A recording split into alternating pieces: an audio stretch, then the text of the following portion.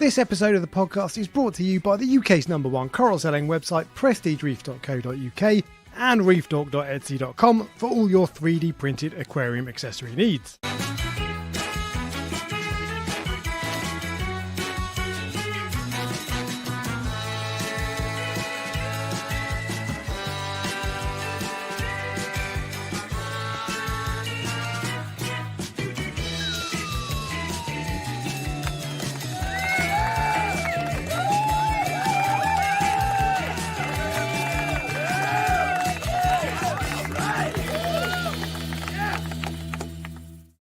Hey!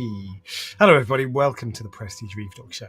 Tonight, I think it's going to be a really good fun one tonight. We're going to be doing rating stuff that we think is either overrated or underrated in the saltwater aquarium hobby. So I've just started a little Q&A in the chat, so you can post stuff you want us to rate in the Q&A section. Don't put answer questions, I won't answer them. If you can just put stuff you want us to rate as overrated or underrated, it can be anything: a fish, a coral, a method, a piece of equipment, whatever, and we'll rate it. And the idea is we're just going to go through a load of stuff. I've got a list of like 30 things plus all the stuff that people post, and we'll rate it. You and I will say if we think they're overrated or underrated, and I'll do a poll for each of them so you guys can vote overrated or underrated. I think this will be a fun one because everyone has a different opinion in this hobby. Everyone has a different opinion about everything, so it'll be interesting to see what the wisdom of the crowd is with regards to some of these things. I'm guessing everyone's going to agree with you, not me. that's usually what happens, but actually no, I disagree because especially with some coral, I think people will be surprised by. Yeah, okay. But anyway, and actually, so Brenda says he loves the theme song. I absolutely love it. I love it so much. And that's like 30 seconds. That's the last 30 seconds of a 2-minute song that I've got from the library service I use. Yeah. And I want to, at some point, I want to play the whole 2-minute thing because it's just... Anyway. Why? I don't know, because I'm a dickhead. That's why. Anyway, what was I going to say? Right, what have you been up to, Ryan? Right, so we'll come on to the other stuff later, by the way, and I'll put the usual timestamp in the bottom and all that sort of stuff. My week in reefing has been mostly spent around filming. So obviously, as you know, I'm doing a 30-day series. Vlogmas. It's not Vlogmas. Ryan doesn't do Christmas. So it says the person who you can clearly see the Christmas tree in the reflection behind me. By the boobs. Yeah, no, that's the bum. Anyway, so my time is mostly spent filming. Now, it's not easy, as I'm sure you know, to think of something to film every day because stuff just doesn't happen every day. And when I told you I was doing this, you thought I was crazy. So, now, it has been an interesting process. I loved doing it until I posted the first video, is my honest answer. So I am 10 videos. I was 10 videos ahead before I started. So essentially, when on the 1st of December, I was on the 10th of December, essentially. Yeah. So what you'll get on the 10th of December. And the reason I loved doing it was because it actually got me really back into creating videos. Like, it was quite fun at first. And then the problem was I started posting them. And posting them, as you know, as a YouTuber, can be complex. Firstly, obviously, I'm 10 days ahead of everyone. And I've started a series where I've got the worst possible looking tank, essentially. My water box tank looked a mess. It was covered in diatoms and dinoflagellates, and it'd been neglected, essentially. That's the honest truth. It was never about knowledge. I've said this many times. It was never about not knowing what to do with it. It was about putting the effort in, because when the farm was my main priority and the waterworks was never my main priority. So I thought to myself, well, like, I'm getting into December. You can't ship in December after sort of like the middle of December. So I'm going to have a lot of time off to where people can only come and visit rather than actually me shipping. So I thought what I'll do is I'll make the videos and I'll post them. Now, it gave me a little insight into what it's like being a new reefer, if I'm honest. because I have got so many comments from people saying to me, "You are doing it wrong," which is fine. People can have their opinions. I am incredibly thick-skinned. I've been doing this a long time, so hardly anything bothers me. But the problem was I know 10 days ahead of people. So people going, do this, turn your lights off. That'll get rid of the dinoflagellates, which, just so you know, that doesn't happen. You spoke to the dinoflagellate person, didn't you? And he said turning the lights off doesn't work, didn't he? Blackouts, it'll come back. Yes, he said they'll come back. So there's loads of suggestions. Some people have, and look, some people are offering help, and there's no problem with that. Someone suggested getting a goby for it, which I said to them, look, this doesn't work because a goby doesn't eat this stuff. It might sift the sand so that it looks white, but it's not the right route to go down. Now, I had to basically hold my tongue of people calling me an idiot for the first few days because, it's a bit of a spoiler alert, the tank is now spotless. It is like crystal clear, pristine white. You saw it a few days before it became that. But it is like a brand looking pretty good then. I've sent you a video, didn't I? I sent you a video, and it's like absolutely spotless. So I have to like hold my tongue, and I shouldn't even be spoiling it for people now. That I managed to fix it in what was essentially I think it'll be day 10 or 11 or 12 that you'll see it.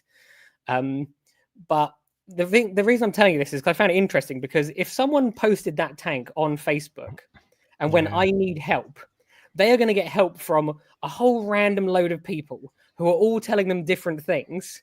Some of them telling them they're an idiot, which is not helpful. if you see what I mean. So I thought like, if there are new people in this hobby that are asking for help, firstly, they might have been nervous to ask for help, and secondly, help them in like a nice way. Like the purpose of this for me was mainly to motivate myself to sort the tank out and to make it look nice. And I thought I'd bring you all along on the journey. I didn't sort of start this so that people would go, "You're an idiot," if you see what I mean. And I got quite a lot of new viewers, so they might have not seen my old stuff before. They would have no idea. They literally just saw a guy with a fish tank who has like an expensive angelfish in a tank that looks terrible, and then they're just going, "What are you doing?" But the purpose of this series was to go to people. Look, there will be thousands of people across the world that are in exactly the same situation that I was with that tank, and this is how I'm fixing it. Now, I had no idea when I started this process that I would get to a stage where it was like clean again. I genuinely had no idea, but I thought it would force me to keep putting the effort in to try to fix it and teach people along the way. That's what I wanted to do. So, as I said, it has been fun, but it's also not been fun because I can't say to people like, skip forward 10 days and then come back to me. Well, would you, if someone posts bad advice, like you can sort dinos with a goby? Do you? Because sometimes sometimes I'll just tap like and move on. Sometimes I'll reply because I'm like, well, if someone goes down to the comment section and sees that, they might try it. So sometimes I reply and like give my opinion, and sometimes if it's really bad, I delete it. Now, so what do you do? With that person, that person may very well be listening right now. That person was trying to help. Like there is no. I'm not using that as a specific example, but no, I know. So that person might listen to this now and be offended that we have discussed it. That's not my intention at all. Like you could clearly see from how people have written it. Like some people have gone, "How could you be giving consultations to people? You have no idea what you're doing yourself." Like, and I kind of knew that when I was making those videos, that would be a potential trigger point for people. But what it would be is actually great advertising to see that in 12 days I fixed it. if you see, the problem is I don't know how I fixed it. That's actually true. I'm guessing you change a few things. So I basically have been doing the water changes. I got rid of all the cyano with ChemiClean. So silicates have been dosed into that tank, but I never saw a diatom bloom. So I did all these different things and I don't know which one fixed it. Now my nutrients went from 0, like probably 3 weeks ago, to that they're now nitrate's 25 and phosphate is 0.2, which is higher than I would normally like.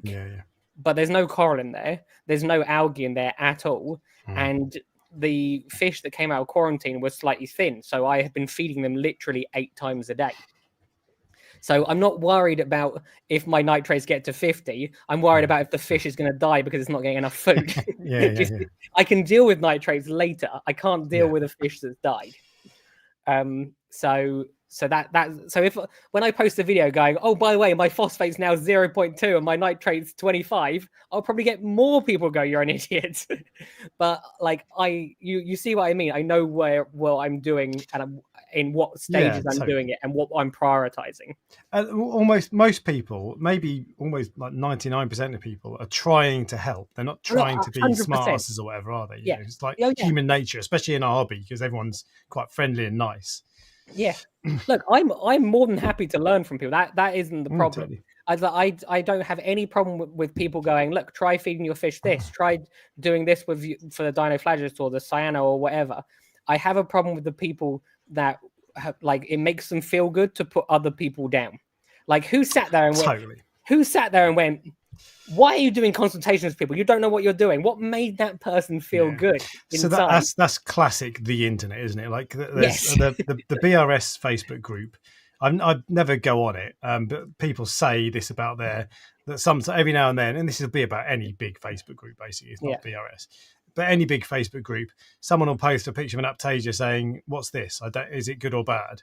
And loads of people go on and laugh at them, and it's like, God, this person's probably been in the hobby a month. I know. And you're laughing at them because they don't know something you didn't know at the same stage, and that's like exactly. Yeah. That's exactly it. And it's just, I just think to myself, like, this hobby, there is no way you can go to learn about this hobby than from other people, if you see what I mean. You can't really go to books because they're often out of date these days. You go to the internet and you mainly go to forums and you post, what is this? Or how do I do this? Or whatever. And if people feel like that they can't do that, you're stopping other people from being better at this and being successful. And the more successful people, the better this hobby can be. Yeah. That's the most important thing that we need to get our head around. If people buy tanks and keep them and don't sell them and do well and they manage to overcome their problems, they stay in it. And the more people that are in it, the cost of things come down or meant to come. That's generally how things work, isn't it? Well, the more the better, basically. Yes. But yeah, again, if you laugh at somebody who doesn't know what an Aptasia is, they might not ask a question next time, or if they do, they might not come back to that forum or that Facebook group or whatever. So it's like, that's one of the really good things about the Prestige Reef Dork Show Facebook group. It's amazing. And it's probably because it's not got 20,000, 30, 40,000 people, but you very rarely get that sort of thing. Everyone's really encouraging and welcoming. So I think the reason it is, firstly, like, I think people know that we don't, like, when I say we, it's you. You wouldn't take you wouldn't accept any nonsense on there for a start. People would be removed immediately. But the second thing is, everyone who's on that Facebook group has one thing in common, and that's that they all listen to this. Yeah, so they it's like a mini community, within a community. Yeah. So that's that. So that with regards. So look, as I said, it doesn't bother me. I know you're probably thinking, well, don't mention it. I mentioned it actually for other people. Like, trust me, when you've been doing this as long as I've been doing it. Like, you don't do it.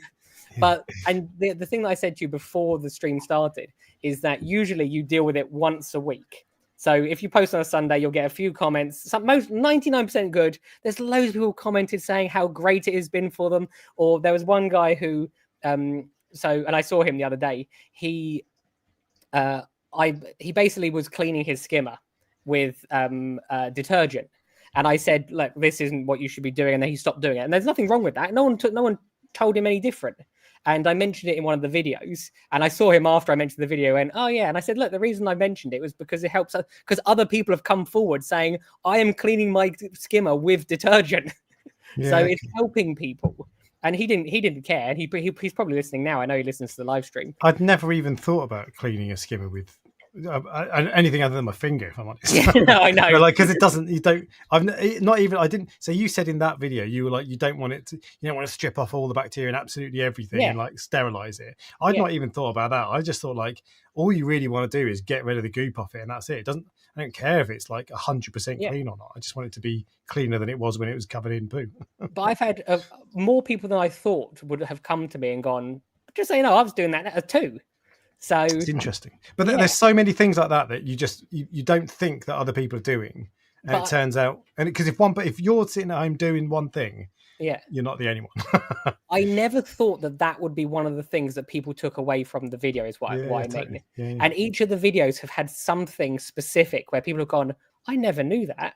I'm just doing this for a bit of fun. You see what I mean? This isn't a real high educational video. When I did the freshwater dip today, I literally said to people, if you're going to do this, go watch someone else's video. This is not me teaching you how to do it. This is me just showing you what I'm doing right now. But sometimes those kind of videos are the best ways to learn, because it's not someone trying to shove information down your face. Yeah. They're just saying, hey, look, I'm just showing you what I do. Yeah. And it's kind of like, and sometimes if people are trying to force information on you, you don't always like it, do you? Like, oh mate, you know. Yeah. Whereas if it's just a bit more like passive kind of learning, as it were, goes in. Yeah. Maybe. So the fact, as I said, normally we'll post once a week, so you'll get one day. The only thing that I have realized from doing a 30-day vlog is I get it every day. So, and what you've basically said to me, you said to me, just turn off the comments, which is, as I said, it's fine. It doesn't, like, I'm happy to help and happy to listen and happy to learn. I just want the stuff I'm learning to be correct. Totally. I didn't say turn off the comments. I would never turn off comments. Oh no, as in just like me, don't look at them, if you see what I mean. Yeah, exactly. Yeah. So the best way to do it is just tap like and then move on.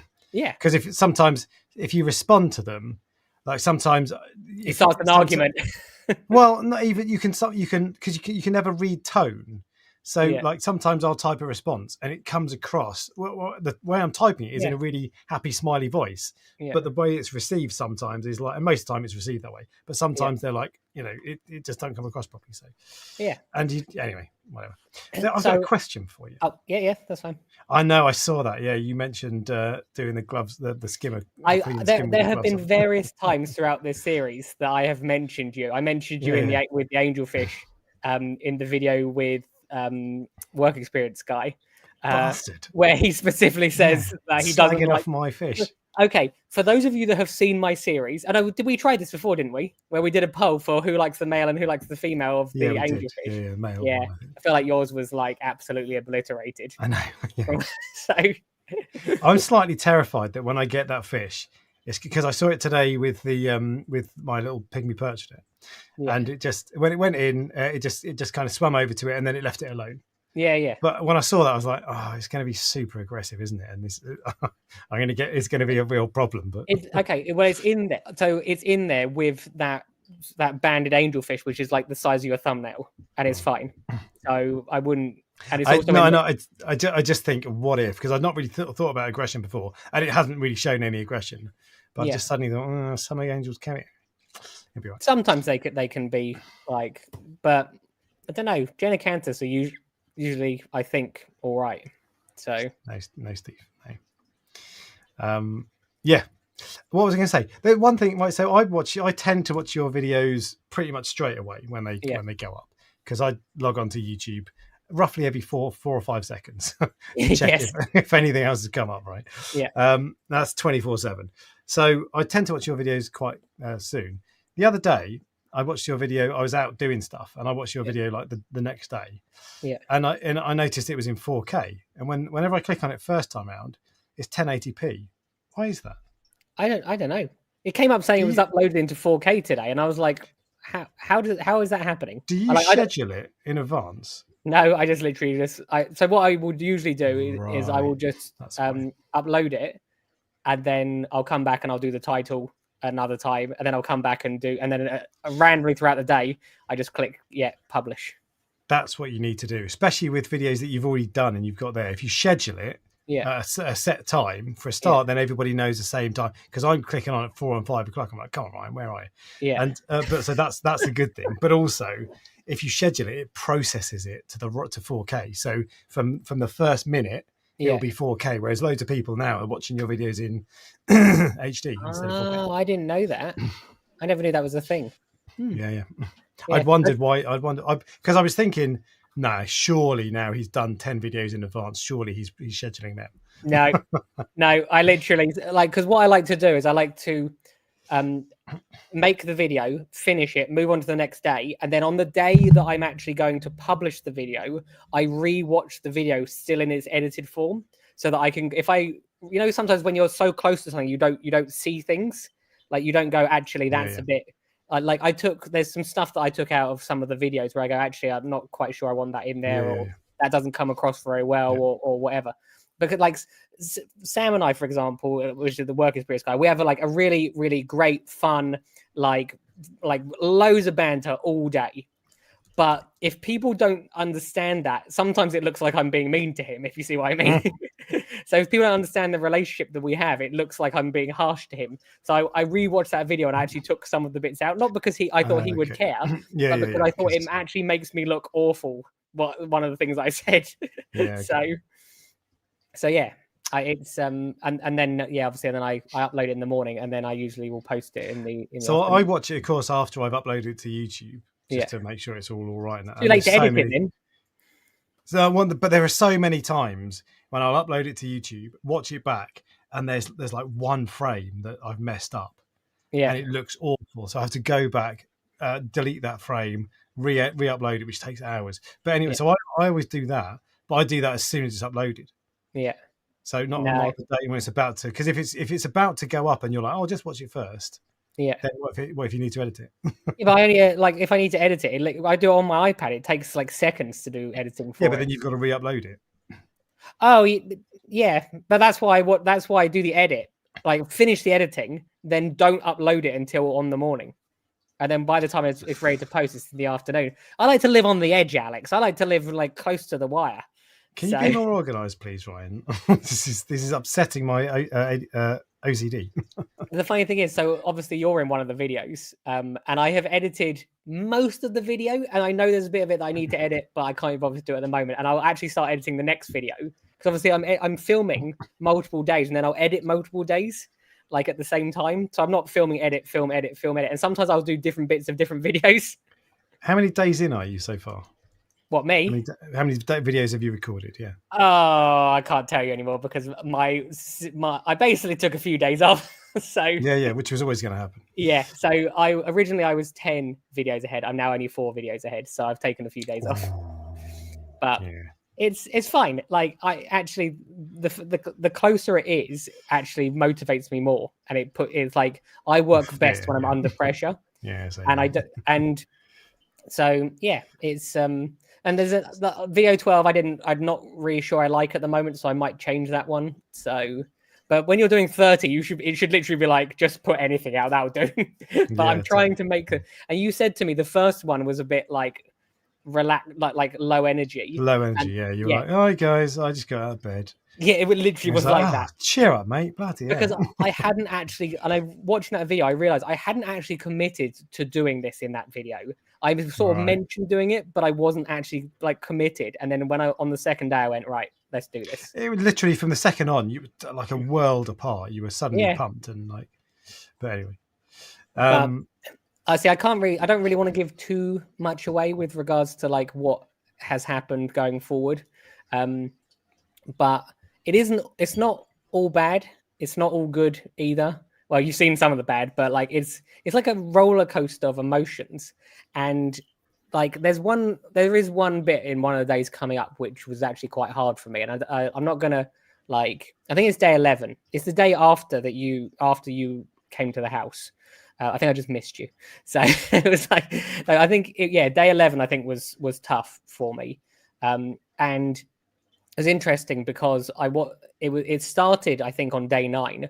I wasn't filming it, and I realized you don't want to film things that you're not enjoying, if you see what I mean. No, so teaching people or showing diatoms or whatever's fine, but if something is going like quite bad, then you don't want to film it. And it was interesting because while I was in the middle of like taking the rocks apart, Rachel came over to me and she went, "Shouldn't you be filming this? Because this is part of the story, and that is the only reason that video is there."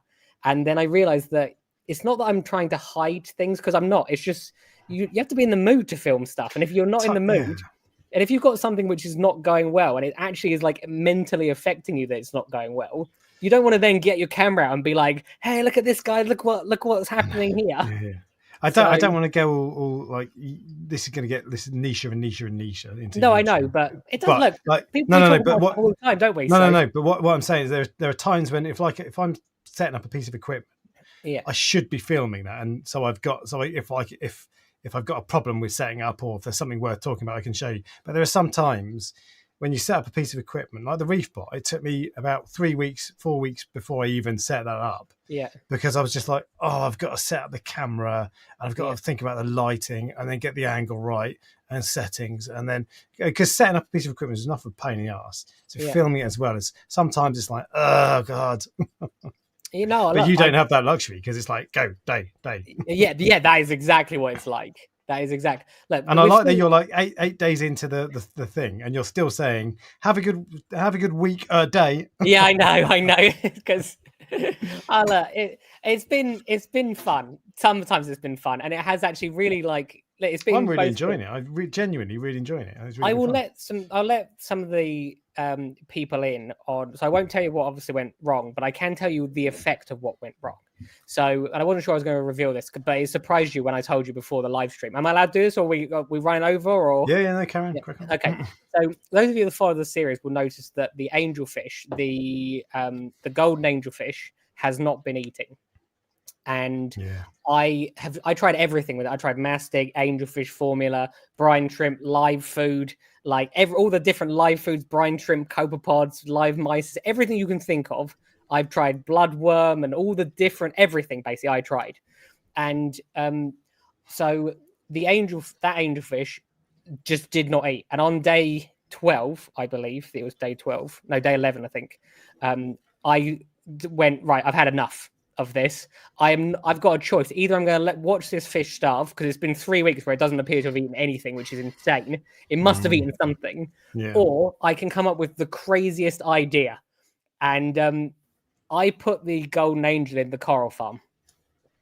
Because I thought this is a fish that eats corals. This is a fish that eats corals. You put it in a place that you sell corals to put food on your table. I put it in a very specific tank in the coral farm, which I only basically sell xenia from. It's got loads of different corals in there, and this is my process. I did try oysters. I tried oyster or like eggs and clam, like smashed up clams. Everything I tried. So, my freezer is full of fish food that I'll probably never use. Fish eggs. I tried fish eggs. I tried red plankton, which is another weird thing that I'll probably never use again. So I thought to myself, look, I have a choice. Either I can potentially lose this fish in this very sterile environment where it's very unnatural for this fish, or I can put it into the coral farm and see what happens. Will it eat the coral? Will it find the microfauna? There's loads of sponges. There's loads. Basically, if there's something it's going to eat that's natural, it's in that tank. Yeah. And I don't sell corals from that tank other than xenia. So, and there's mushrooms in there, and there's SPS. There's all sorts of random. It's where I put all the corals which come in through shipments that aren't good. So I'm not going to sell them, and then they have to sort of recover. So it's not like people are going to get a coral with a angelfish bite out. No. But at the same time, there's corals in there that it can eat the slime off, or it might be able to have a peck on it or whatever. And there's loads of like pods and that. So now I'm willing to bet that most people, I've tried mastic, Brendan. So thank you. I have tried it. There's I don't think that is a twist that people will see coming, if you see what I mean. I don't think people have gone like that's what. Now I'd had that fish for weeks and weeks and weeks. It was in a tank separated from the other new fish which I got, so there's no real risk of disease going in. So I just thought I got a choice, and that's what happens sometimes in this hobby. You have a tough choice to make, and you have to go, right, which route am I going to go down? And sometimes it might not feel like the logical route. And I ummed and ahed over it, even while I was making the video of that day. When I started the video, I wasn't sure that was what I was going to do, and in the end, I did it. And I thought I might never see it, like again, it might just disappear in that tank because there's so many places for it to hide, and I'll never know if it survived or not. And now it's like 5 days later, and I've seen it like 3 times since then. It's still going. If it's eating or not, I put food in there, but it's too hard to tell. But I try to preach is probably the wrong word. I try to teach people like these fish have come a long way to get to us. They have been through a lot to get to us. Totally. Like, if you have to do something to look after them, even if it's an inconvenience, just do it. Because to get that fish out of that tank will mean I have to strip the tank down. But I'm willing to do that if it keeps it alive. So, and you've bought probably 5 or 10 foods that you will never use again. yeah. That fish would have cost me a ton of money. Like, even just the frozen food I was feeding it, they're like £1.50 a packet, aren't they? But it's a good way of looking at it, because like if you'd bought a dog and it wasn't eating pedigree chum, you wouldn't be like, oh well, the other dog eats pedigree chum. If it dies, it dies. Exactly. And that's what people have this mentality where they're like, I'll give it some mysis, or I'll give it some brine shrimp, and it doesn't eat, and they go, oh, maybe it will be hungrier tomorrow. I can assure you, after a day, this is not a hunger thing. Like, a copperman not eating is not because it's not hungry; it's because it's not comfortable. Like, and if you can make it comfortable, it will usually start eating. So that's your little insight. That's the only part of my week in reefing that I will let you know. Oh, the only last thing. The reason I did it is because I have been to wholesalers, like, and you see it actually on YouTube and everything, like where like there was one in Australia that I went to, and like they put like fish which eat coral in with the coral trays sometimes. And I remember asking them, I was like, why do you do this? And they're like, what are you doing? Yeah. Like, what are you doing? This is what you're selling. And they're like, well, think about it. Like, if you put it in with a toadstool, it's not going to eat the entire toadstool probably. And if it gets the fish eating, you then have a toadstool and a living fish.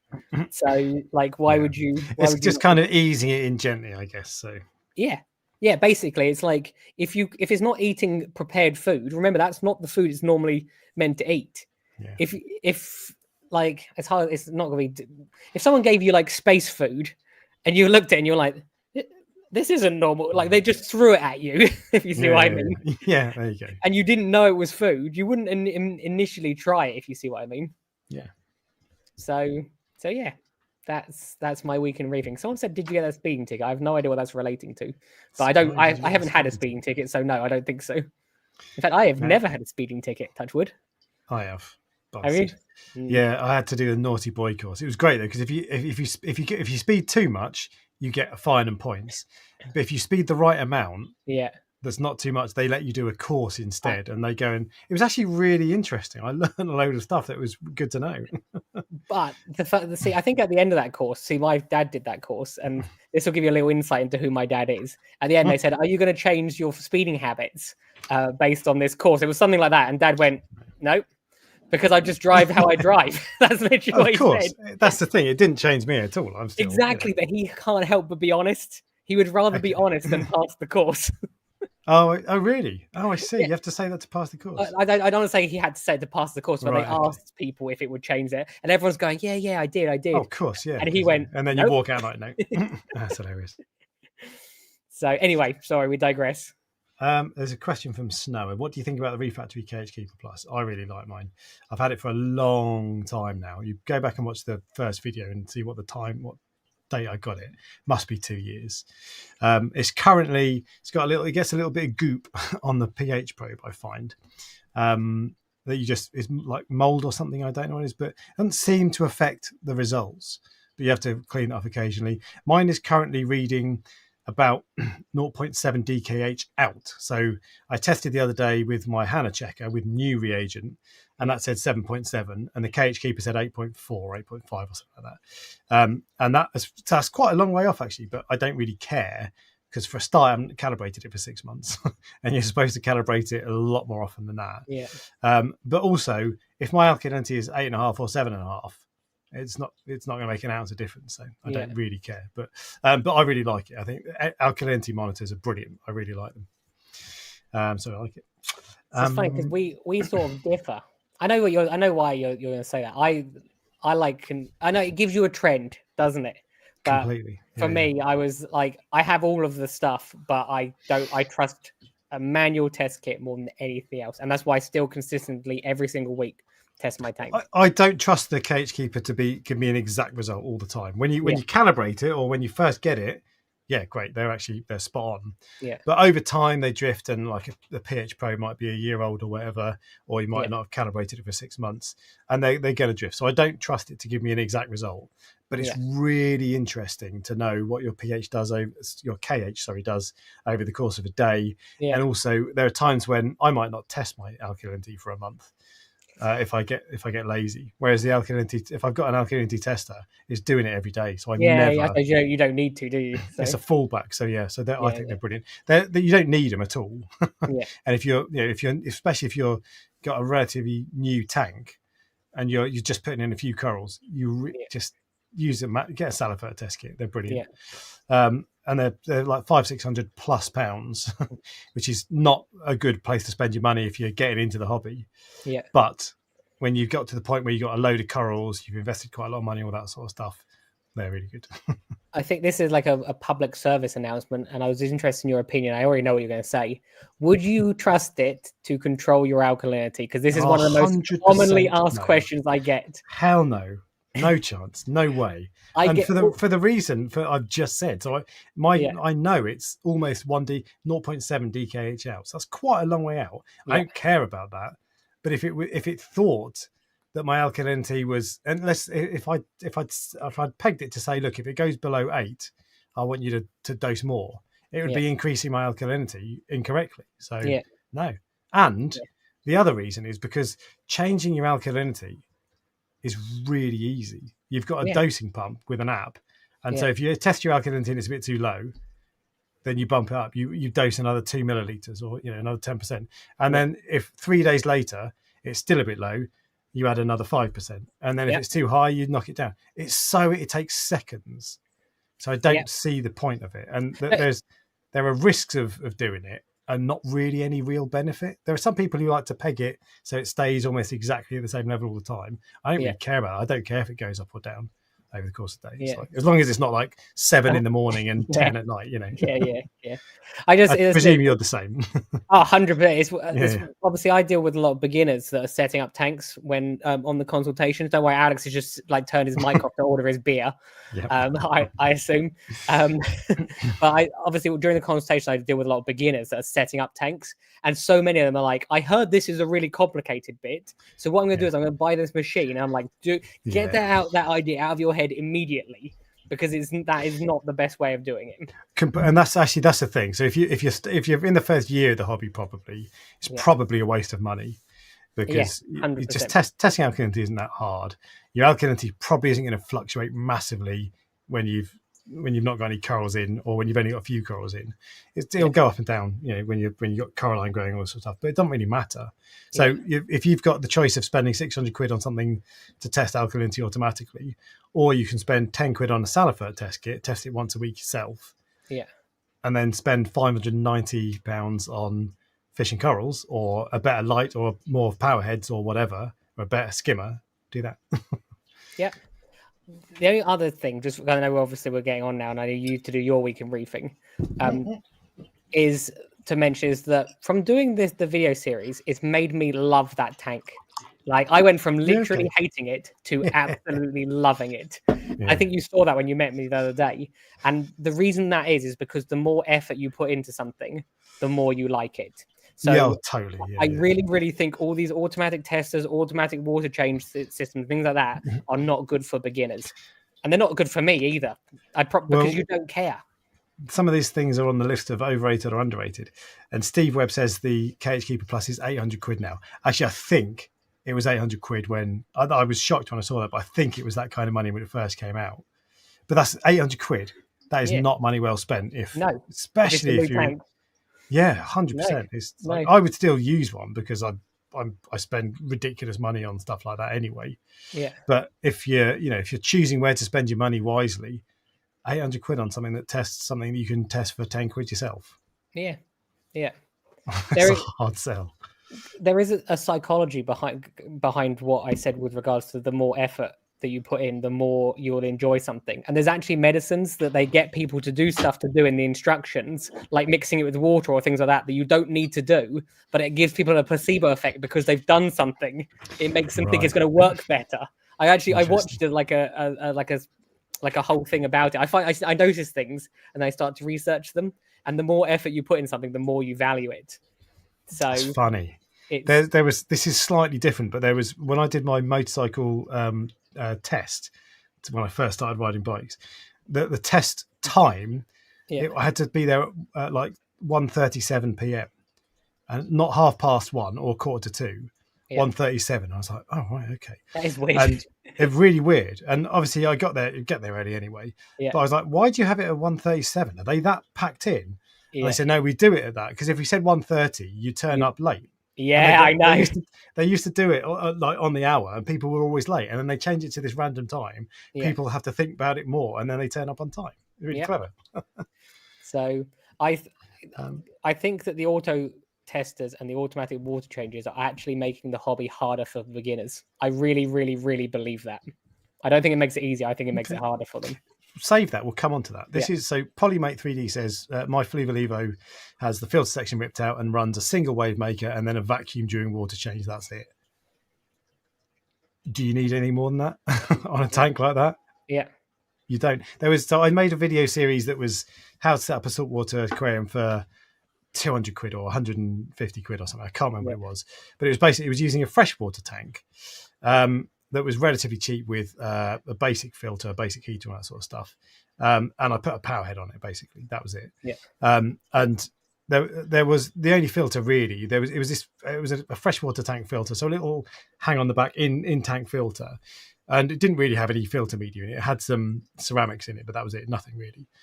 And I was like, you don't really need filtration media because you've got sand and rock, and the bacteria will colonize on that. And you don't really need much more. Just make sure you do water changes every week.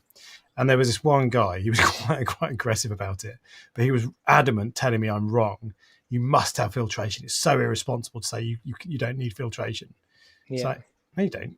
You just need, like with Flevo Levo, the best way to do it, don't buy that little skimmer that they sell. Don't cram a load of stuff in the back. It feels like that's the right thing to do. And my first plan with that was I'll put a refugium in the back and all this sort of stuff. You don't need any of that. Just do water changes. Yeah.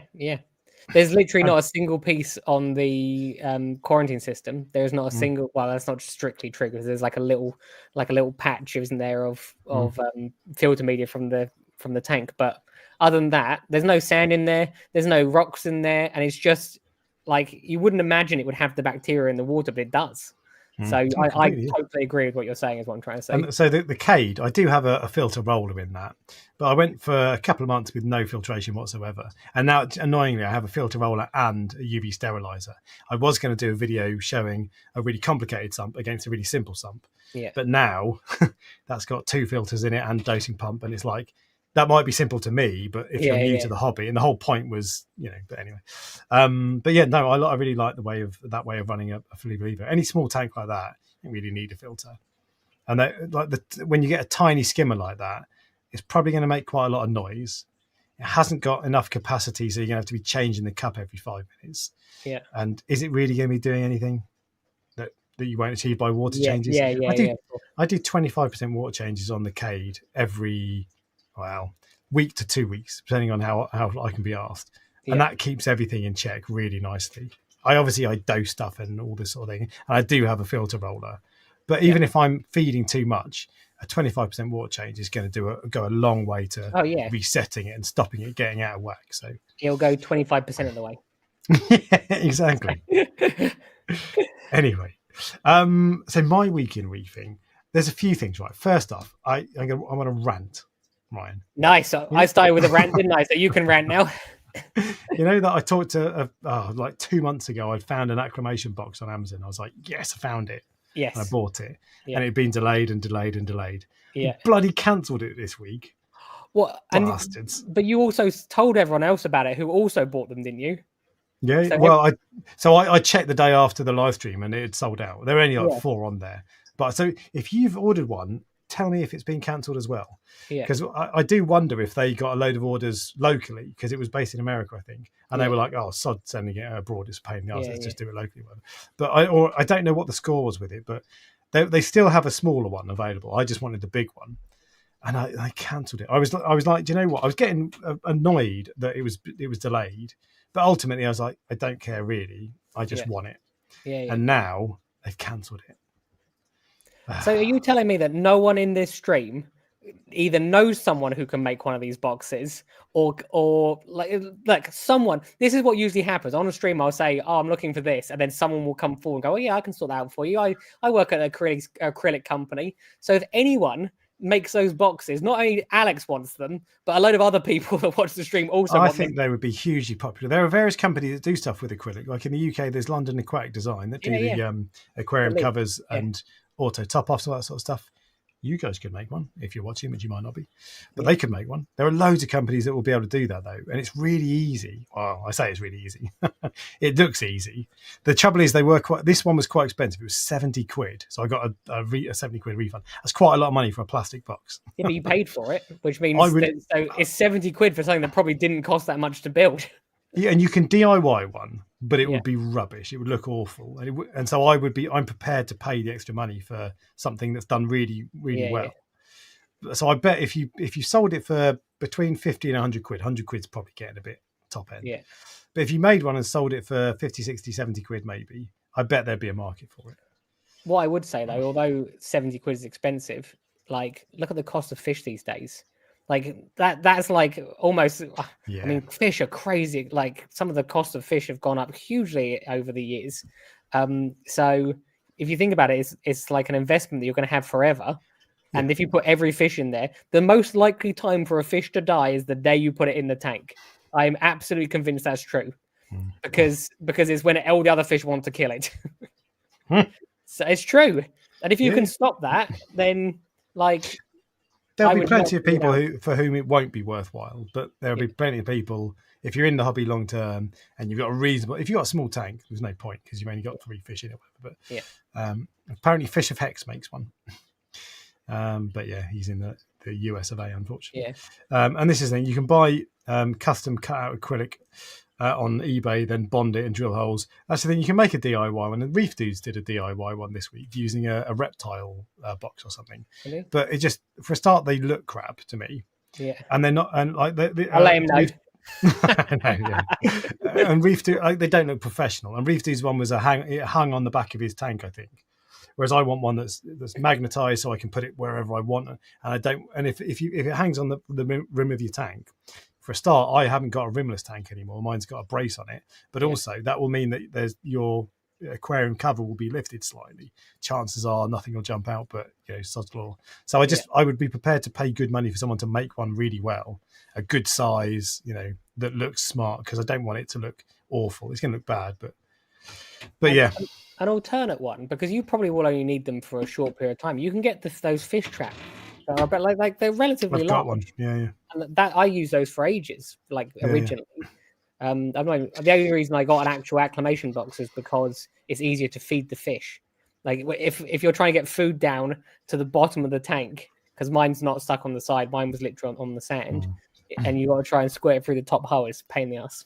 So yeah, it's a shame. I'm sure I could probably DIY. You could probably get a cut acrylic on eBay to the right size, and then just make one yourself and bond it together somehow. It would probably be relatively easy, but I just want someone to make them.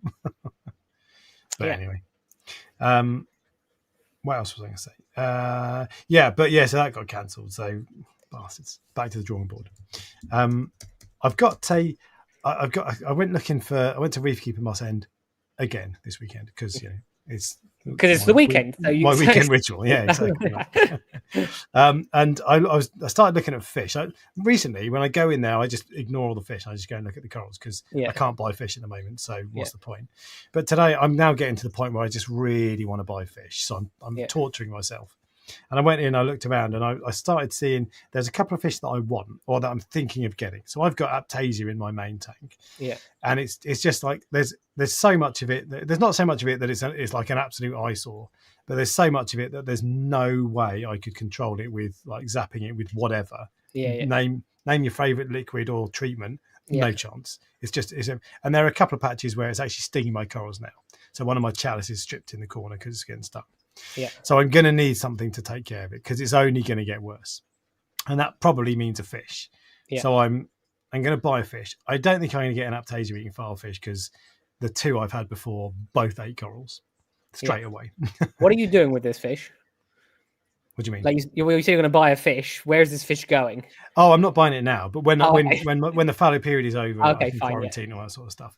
So, but I'm looking at two fish: copper-banded butterfly, which is probably what I'll end up going for. Yeah. But I'm also looking at an Australian stripey. You ever had one? Oh, what are you doing? That is a terrible idea. Why? Because they eat coral. So that's the thing. I've heard a few people say, like, when they're small, they might be all right.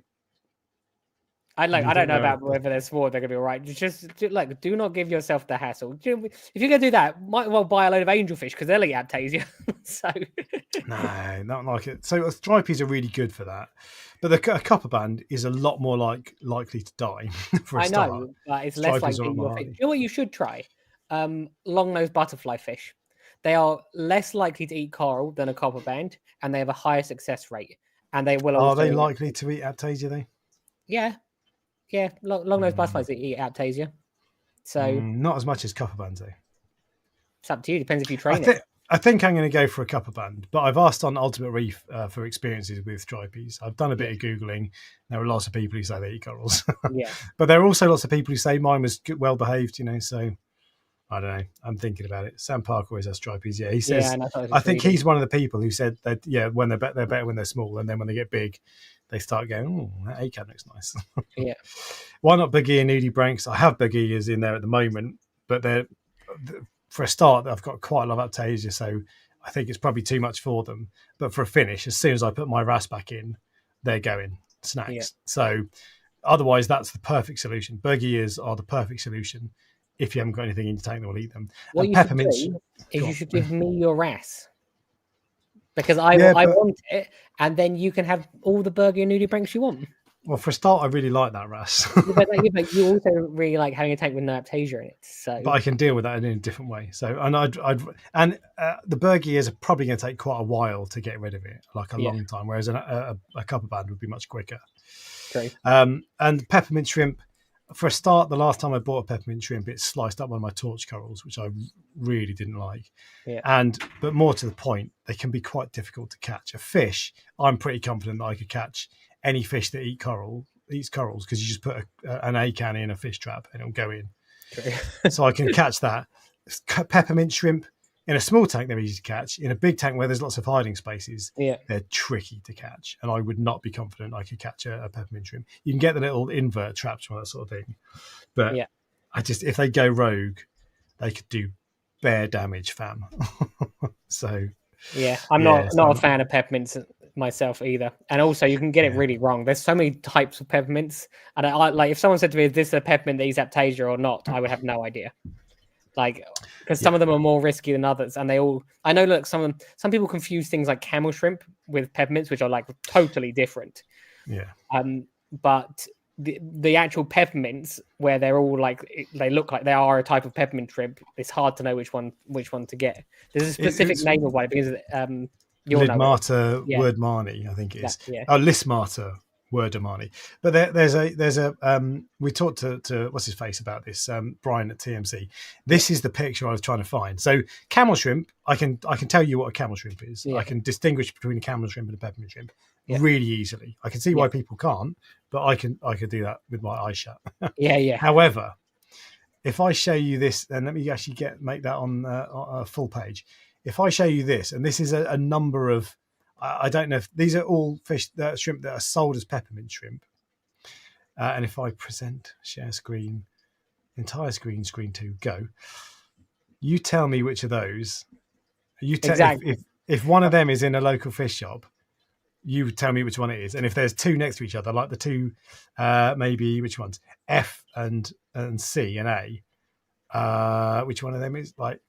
I genuinely don't know. If I had to take a guess which is the one you'd want, I'd say A. I don't think it's B or D. I would say E or F. Let's see.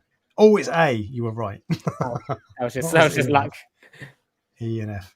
Bahia, Borghese. I think Borghese is the one that Brian talked about.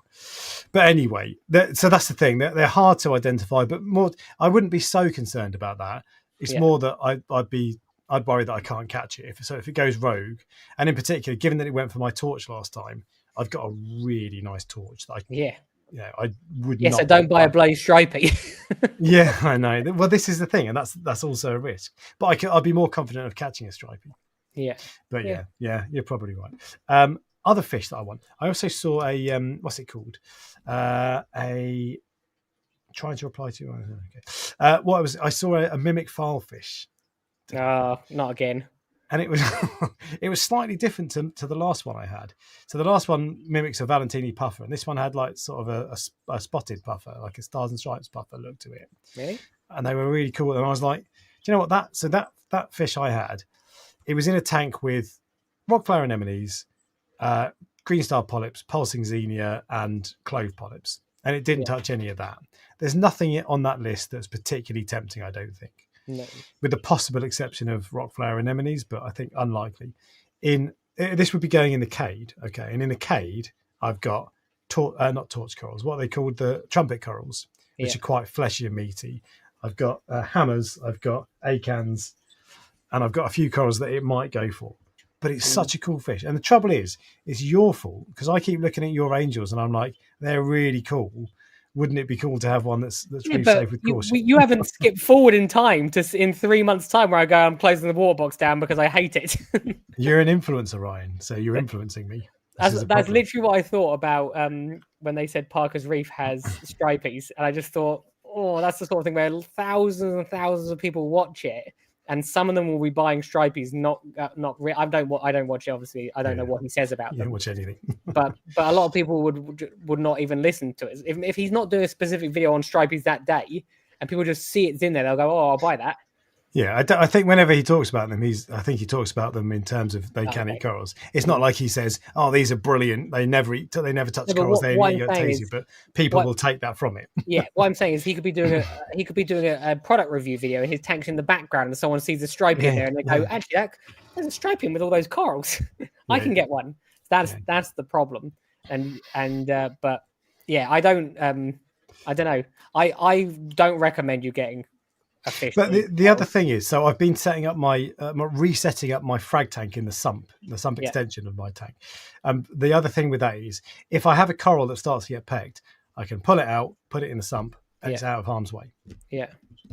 The trouble is, I've got lots of corals like scullies, acans, torches, don't all even sorts think about it. Trackies. Yeah.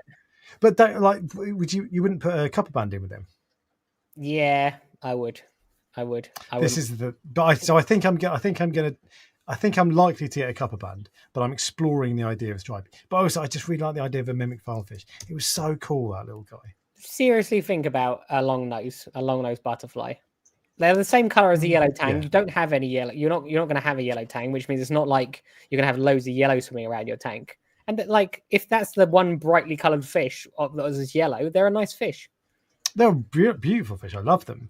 But I'm not convinced it's going to be any more reef safe than a copper band, and I think it won't be as good for Aptasia as a copper band. I'm not saying it's more reef safe than a copper band. I think it's equally as reef safe as a copper band, and it's less likely to die than a copper band. Okay, I see what you mean. But I think it's less likely to be Aptasia than a copper band. Do you know what you should do? Get an Addis butterfly. I wanted one so badly the other day. Reef Dork butterfly. Yeah, it is, isn't it? Yeah. Like I wanted one so badly, and I spoke to the person, and I was they were selling it, and I was like, what do you think about this with coral? Like, obviously I've got all these angelfish. And they were like, yeah, the angels are one thing, but an Addis butterfly is that's like the next level, I think, of... I would love one. I think they're stunning, but yeah, I would never have one. Yeah. That's another fish that it would be so cool to have a butterfly and angel tank. Just with a load of pulsing xenia and zoas or something. So it might be less likely to eat them. And if it does, you're like, oh, well, never mind. Yeah, I'm still tempted. I'm still like, this is not a definite no for the Addis butterfly, because my theory is, look, is it going to be more or less trouble than the king eye? But then obviously I'm starting to get More. to the stage where, yes, that's true. I'm starting to get to the stage where I've got like, it's irrelevant if I go, is it more or less trouble than the king eye? Because if you have 6 angelfish rather than 1 angelfish, you're 6 times more likely for them to eat coral. So if like, there's 6 chances for them to eat coral. Yeah. So, and I'm not stopped with the angelfish I want. I want a cherub and I want a flameback, I think. So. And you're having a go at me over a stripe. There's a difference. There's a difference. You double standards. Yes, like the difference is you will not be happy with a fish that's in your tank that's eating coral, correct? Oh, completely. Yeah, of course. Yeah. Whereas I would be happy if I get a fish that eats coral and then I just put a different coral. They're not going to eat. They don't eat all coral. It's fine. I see. Also, stripies are dull. They're quite boring fish. I think when they're small, they're quite bright coloured, aren't they? Like but they're still they look like a brackish fish to me. They look like scatter. Yeah, they do. They do. Yeah. So anyway, so I'll probably go copper band, but I'm exploring that. The other thing is, so when I'm setting up this, I've set up my my sump extension with the frag tank again, and I've actually really enjoyed setting it up, which is really sad, but I need something down there for not aptasia, for algae control. I don't think realistically that snails and an urchin will be enough. So I'm going to put a fish down there. And I think I'll probably go for a tang, just something cheap like a scopus, a zebrasoma. Sailfin would be cool, as Desjardins. They grow fast. They do grow fast. Sailfins are the fastest of all the growing tanks. I know you can just move it on. Care. Yeah, I'm just letting you know they grow. They're the fastest of the zebrasoma tangs, definitely. Fair enough. Whatever. I don't know what I'll go for. Maybe a scopus. Whatever. I don't care. I'll probably go for a scopus. But I found myself thinking, and you know how much I hate these fish. I found myself thinking today, given it's just in my sump, I could put some mollies in there.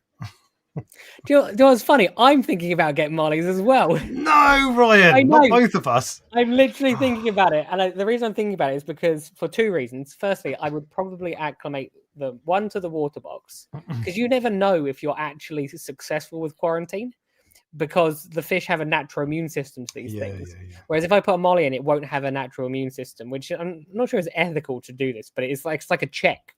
Totally. And a lot of people have them in the quarantine tanks, and I think specifically black mollies as well because it's easy to see the spots and that sort of stuff. It would not have surprised me if today I went out and bought black mollies. Like I actually considered it, and then I didn't in the end. It's just funny that we're both thinking the same thing. And in answer to your question, no, do not get a molly and put it into your tank because there are so many other better fish to put in there. I'll probably just get a tang and just like a scopus or something because they're relatively cheap. Yeah, the only reason I'm saying to you, because you're thinking, I'll just move it on. Just moving it on is not an easy thing for you anymore because you have to quarantine any new fish that you put back in. Yeah, this is true. So that's why you want a fish that will last for a relatively long amount of time in there. I'm not. That's tang bully stuff. Yeah. I'm not 100% sure. I'm going to quarantine at the end of this thing. I think I'm likely to. But I hate quarantine. No, I know what you mean. But you probably, I think you will do quarantine, but you'll do like an observation for 2 weeks rather than. I'm gonna buy a smaller quarantine tank. Mine's currently 100 liters. I'm gonna go for 50 liters, so just over 10 gallons. Yeah. And I'm gonna try with a lower intensity of copper and only for 14 days. And I'm gonna do less than I have done because it's too harsh for me. I can't take it, and I don't want to end up killing fish for no reason. Yeah, so I think I probably will do it. But if I find in 6 months' time I'm still having problems and it's not doing its job, I'll have a think about it. But no, not monies, traitors. Yeah. But yeah, so I think again I'll probably go for a tang. But I was like, why don't I get a molly? Because I don't care. It's in the sump. I'm never going to see him. But I think that you'll probably get a tang. And then you'll go, actually, I quite like this tang. Well, yeah. It'll end up in the display tank. I was looking at your convict tang the other day, and I was like, he's actually quite cool. No, not your specific one, but I was like... convict tangs are trouble. Not for the sump. Okay, yeah. But with regards to getting a healthy convict tang, it's not the same as if you want like an easy life. Yeah, but I've got a guy who treats fish for me, so... Apparently you do, yeah. So convict tangs, I've got 2 convict tangs, but they often come in, I think, with worms where they just you can feed them as much as you want and they get thinner and thinner and thinner. Yeah, Convict tanks, when you import them, I don't know what it's like now, they were like insanely cheap. Like so incredibly cheap. It would have been like £1 originally. I have no idea what they are now. But when they were originally imported, this was like 10 years ago, or one of the shops showed me. I was like, this is crazy that they're like that cheap, and things that are that cheap, people don't look after. Like the shops potentially that are there. It's not like you've got a black tang. They look after that like it's like the best fish they've ever got. But I think convicts are known for being one of the more tricky tanks, so I would not advise one. Anyway, the point I was trying to make was just that I'm just kind of coming around to the idea of a tang in my tank, whatever it may be. But and in the main tank, not just in the sub. We're going to move on because I've waffled for. I know this is the fun part. This is the bit I've been looking forward to. Well, firstly, we're going to do member questions. So the first one I want to talk about is one from last week. So this was from Andrew G77, and he posted a link. If you ever post a link on YouTube anywhere, it blocks it. So I didn't see this last week. It went into my spam folder, which I very rarely check.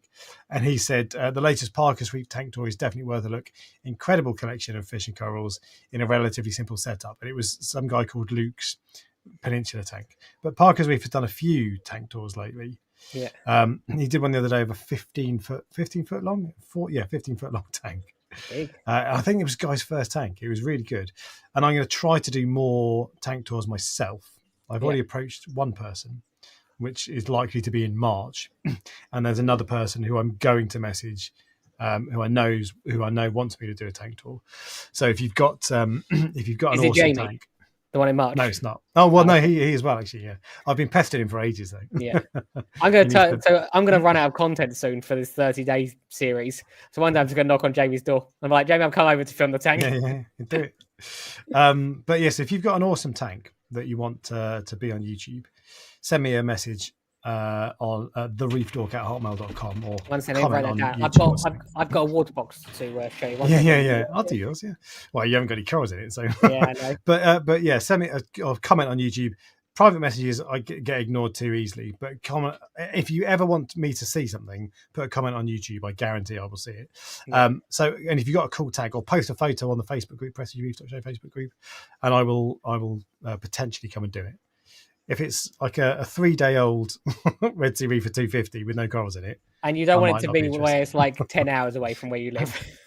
I'll travel. So on an island, on one of the Scottish islands. Yeah. I'm not going to the Outer Hebrides, but one of the tanks I've got in mind is probably a 3-hour drive. But anyway, give me 12 months and you can see mine. Go to see Abbas's new tank. Abbas is one of the people I'm going to be. He messaged me the other day with he's got a tank. He was the one I did a tank tour of before, and he messaged me the other day with a photo of his new tank. And it's looking really well grown. He uses halides. Halides is still so good. So at some point I'm going to message him and arrange I just haven't got around to it. Yeah. So Abbas, if you're watching, I'll text you some point. Your buddy Polo, No, he's not our buddy. He's our mate. Our mate Polo. Mate, yeah. Okay. We always refer to him as our mate, but our mate Polo's Reef. Oh, bloody hell, mate. All right, this week's member questions. First is from Rich's Reef. He says, I've always dosed lanthanum chloride into my skimmer to reduce phosphates and prevent lanthanum showing up on the ICP results. But recently I installed a Red Sea reef mat on the tank too. Should I continue dosing to the skimmer or dosing to the reef mat? Have you ever used lanthanum? Yes, I use it on the farm, even to this day. Really? In fact, I used it literally today. Directly into the skimmer. Oh, really? I didn't know you put it in the skimmer, yeah. If it's always worked for you, I wouldn't change anything. And if it's not showing up on ICP results and it's controlling the phosphate, I wouldn't change it. But for what it's worth, I dose it into my reef mat. Who was the person that asked that question out of interest? Rich's Reef. Okay. No, I was just interested because I spoke to someone about that sort of topic yesterday, I think. So I wonder if it's the same person. The only reason I dose it into my reef mat, not into my skimmer, though, is because it's more difficult to put it in the skimmer. Because to do it in the skimmer, I have to take the skimmer cup lid off. Not a major effort, I know, but it's enough to put me off. Whereas in the reef mat, I can just pop it straight in. And what I noticed with that, I think actually technically any filter roller, almost all filter rollers, don't have a fine enough mesh. That's what I was going to say. It's not enough, I don't think. To do a proper job. So you probably, maybe a skimmer, I don't really know. But one thing I do notice is whenever I dose it into my reef mat, and I haven't done it since the fish have gone because I don't need to. Yeah. But whenever I dose it into the reef mat, within seconds, the water level rises and the roll turns literally Yeah. seconds. So it instantly is doing Yeah, something it is and instant. blocking. It's getting blocked.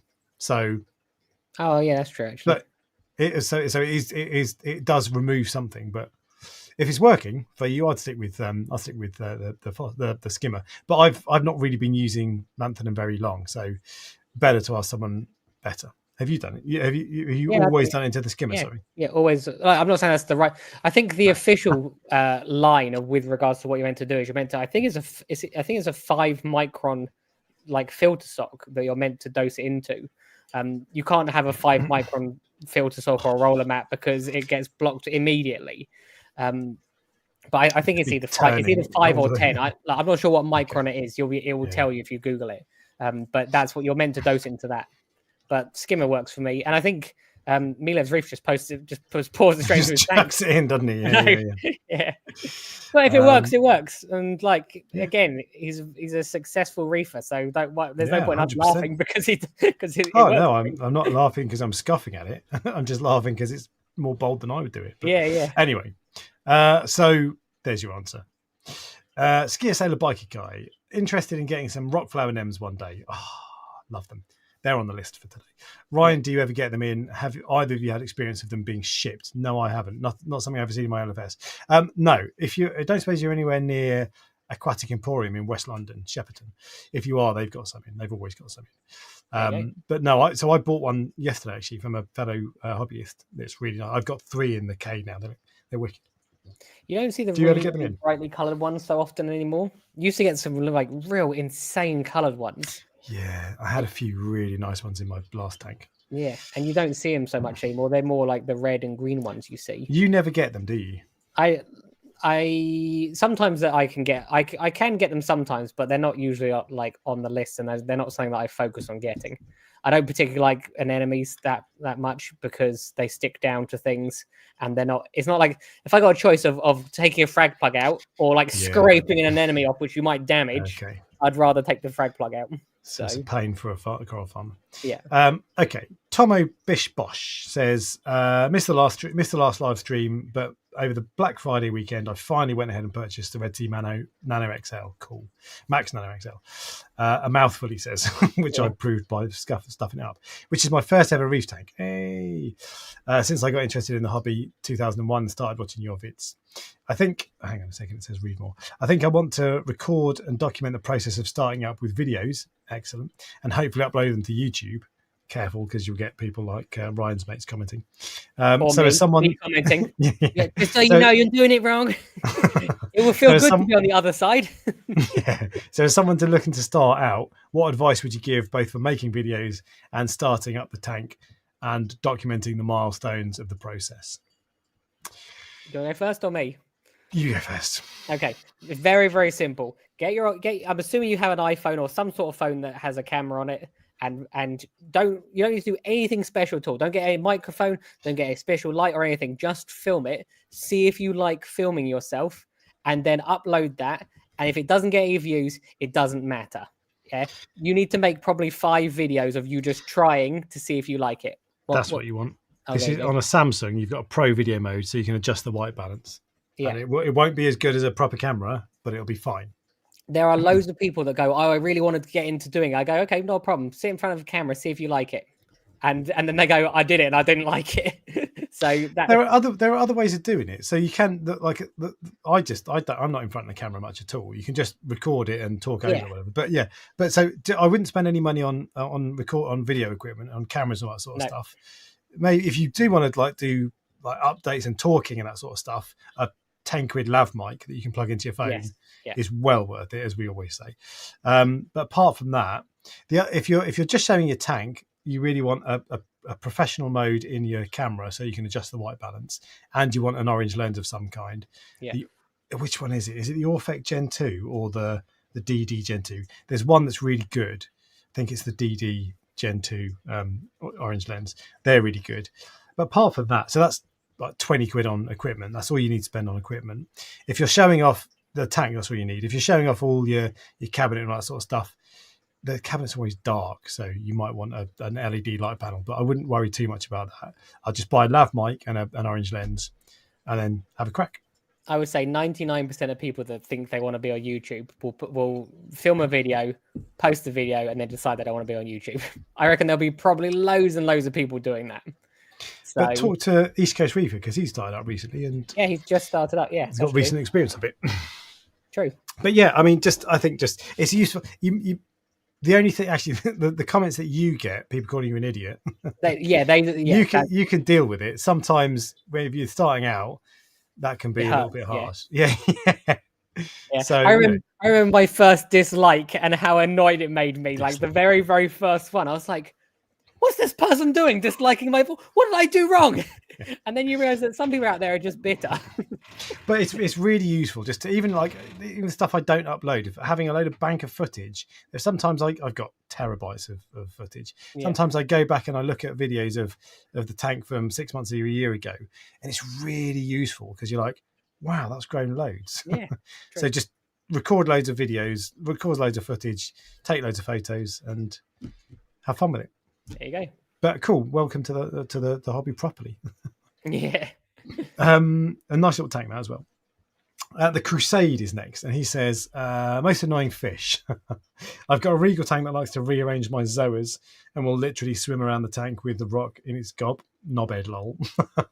What's your most annoying fish, Ryan? I hate regal tanks. You had one that you were trying to block its hole the other day, as it were. It's the place. Oh, that's the king eye. The king eye is annoying me at the moment because every single time it makes a hole in the sand every night. Every night I put the sand back, and every night it makes a hole. That's at the moment. That's it. Anything that disturbs the sand is the most annoying fish. Yeah, because they don't disturb it and clean it. They put sand onto your corals. Yeah. The gobies that sift the sand and then swim up, and as they swim up, they cover everything: corals, rock, and sand. I would put those very high up on the list. So before I got the disease, I was constantly blowing sand off of my scullies and my fungus and all that sort of stuff. Really annoying. And it was the worst offender was my wrasse, who just goes and digs in the sand every now and then because he can. But also my clownfish. Sometimes clownfish go through spells of like trying to bury eggs in the sand or whatever, and it goes everywhere. Yeah, it's like, guys, can we just go back to the hosting the Powerhead or something? But yeah, some fish can be really annoying. And final question again from Skier Sailor Biker Club. Tank upgrade Evo to 2 foot cube. Nice tank, and has been wet since the end of October. Cool. Full move over of all coral and fish was 2 weeks ago. So far, only diatoms on a scale of 0 to awful. So far, only diatoms on a scale of 0 to awful. How bad are we thinking the uglies are going to hit? And how long until I can stop waiting for them to appear drastically? Set your lights really low, like as low as you can, basically 5%, and build them up really slowly, like over 2 months if you can. That's what I did with the Red Sea, the new Red Sea tank. The lowest you can get away with, and build them up slowly, because if you just turn your lights on at 50%. Suddenly everything's got all this light and it's like, I can grow. Whereas if you do it really slowly, you don't let all the bad stuff get a head start. Everything kind of builds up more gently. So, but the other thing, uglies burn themselves off a lot. Yeah, diatoms in particular. Just get a couple of conches, and they'll munch through them. Any cleanup crew really, but just light really low. Don't really worry about it. Even with the ulva in my tank that started going crazy when all my fish got taken out. Half of that's died off now, which I didn't expect at all. But uglies like diatoms, they just die off. So, is that your chest creaking? No, it's the bloody door. I was going to say because it's been like the last probably minute I've been hearing it creaking. I was like, you need to send that chair back. No, the chair is great. But yeah, so I just don't try. The trouble is when your tank starts to look ugly, all you want to do is fix it. Yeah. And even now, I've had ugly stages that have burnt themselves off several times, and I still find myself thinking, I don't like that, I want to get rid of it. But a lot of the time, it will burn itself off. But there's just this voice in your head, like going, "What if it doesn't burn off? What if it doesn't burn off? What if it doesn't burn off?" Yeah. So good regular maintenance usually will solve most problems. This is very true. So those are all of the member questions, which means we are now onto the list. 1, 18, 40. This is the list of stuff that are overrated or underrated. I've got a list of 34 things, Ryan, that I'm going to run through. I look forward to this. And you need to tell me if you think they're overrated or underrated. There's no sitting on the fence allowed. So if there's something you think is correctly rated, I don't want to hear that. I want to hear overrated. So correct. Okay. That's going to be a tough one. I know. That's the point. I want to hear overrated or underrated. So we're going to start with a nice, easy one. Okay. Bubble tip anemones. That's not, wait, overrated or underrated? Yep. Underrated, I think. Oh, no, yeah, I can say underrated. I think they're a nice... That is a hard question. Like, how's that an easy one? I'm going to say, not really, is it? I wouldn't say they were overrated, so I'm going to say underrated. I think they should. No, I need to have a rated as a correctly rated. No, there's going to be. If you think this is bad, there's going to be so many others that are like. Okay, you got to pick up. Okay, I'm going to say underrated then. I'm going to say overrated. So, why do you think they're underrated? Well, I don't. I think they're correctly rated, but that's not an option apparently. But I don't think they're overrated. Actually, no. Actually, to be fair, they move around. They sting corals. People think that they should get them, and they go into the powerhead. Okay, maybe overrated. There you go. Exactly. Yeah. That's why they're overrated, because they're amazing. I love my bubble tip anemones, but I also hate them in equal measure. Yeah. See, I was thinking they're pretty and like they're relatively hardy usually. So that's why I was thinking they're underrated. Surprisingly, on how they look, they're underrated. But in terms of actually keeping them, I wouldn't have one in my tank. So I'll say overrated. No. Okay. I get how this works now. Yeah. I needed a warm up. All right, fine. But no, I completely agree. So far, it's pretty much 50-50 in the poll. I can't see the polls, so can I do a new poll? No, I've got to end the poll every time. That's annoying. So we won't be able to get to. You have to vote quickly if you want to vote. I can keep I keep a record. So bubble tips, yeah. So we're at 53% overrated. It's close, but so my issue with them is that that suggests it's correctly rated. No, if it's 50-50, overrated. It's 54-46. Well, if it was like 90-10, then I would say it's correct. But 54-46 is within the margin of error as far as I'm concerned. It's currently 51-49. So Yeah, so that means it's correctly rated. No, if there's a general election and Conservatives win 51% of the vote and Labour win 49% of the vote, you don't say, we'll just leave it as is. We'll give it to the Green Party. Maybe we should. Maybe, yeah. But yeah, so it's 56% overrated. Right, I'm going to end it there because we've hit 50 votes. 57% think that it's overrated. I'm gonna log in on my phone because I feel like I'm missing out. I'm not gonna vote. I'm just interested to see what the polls say.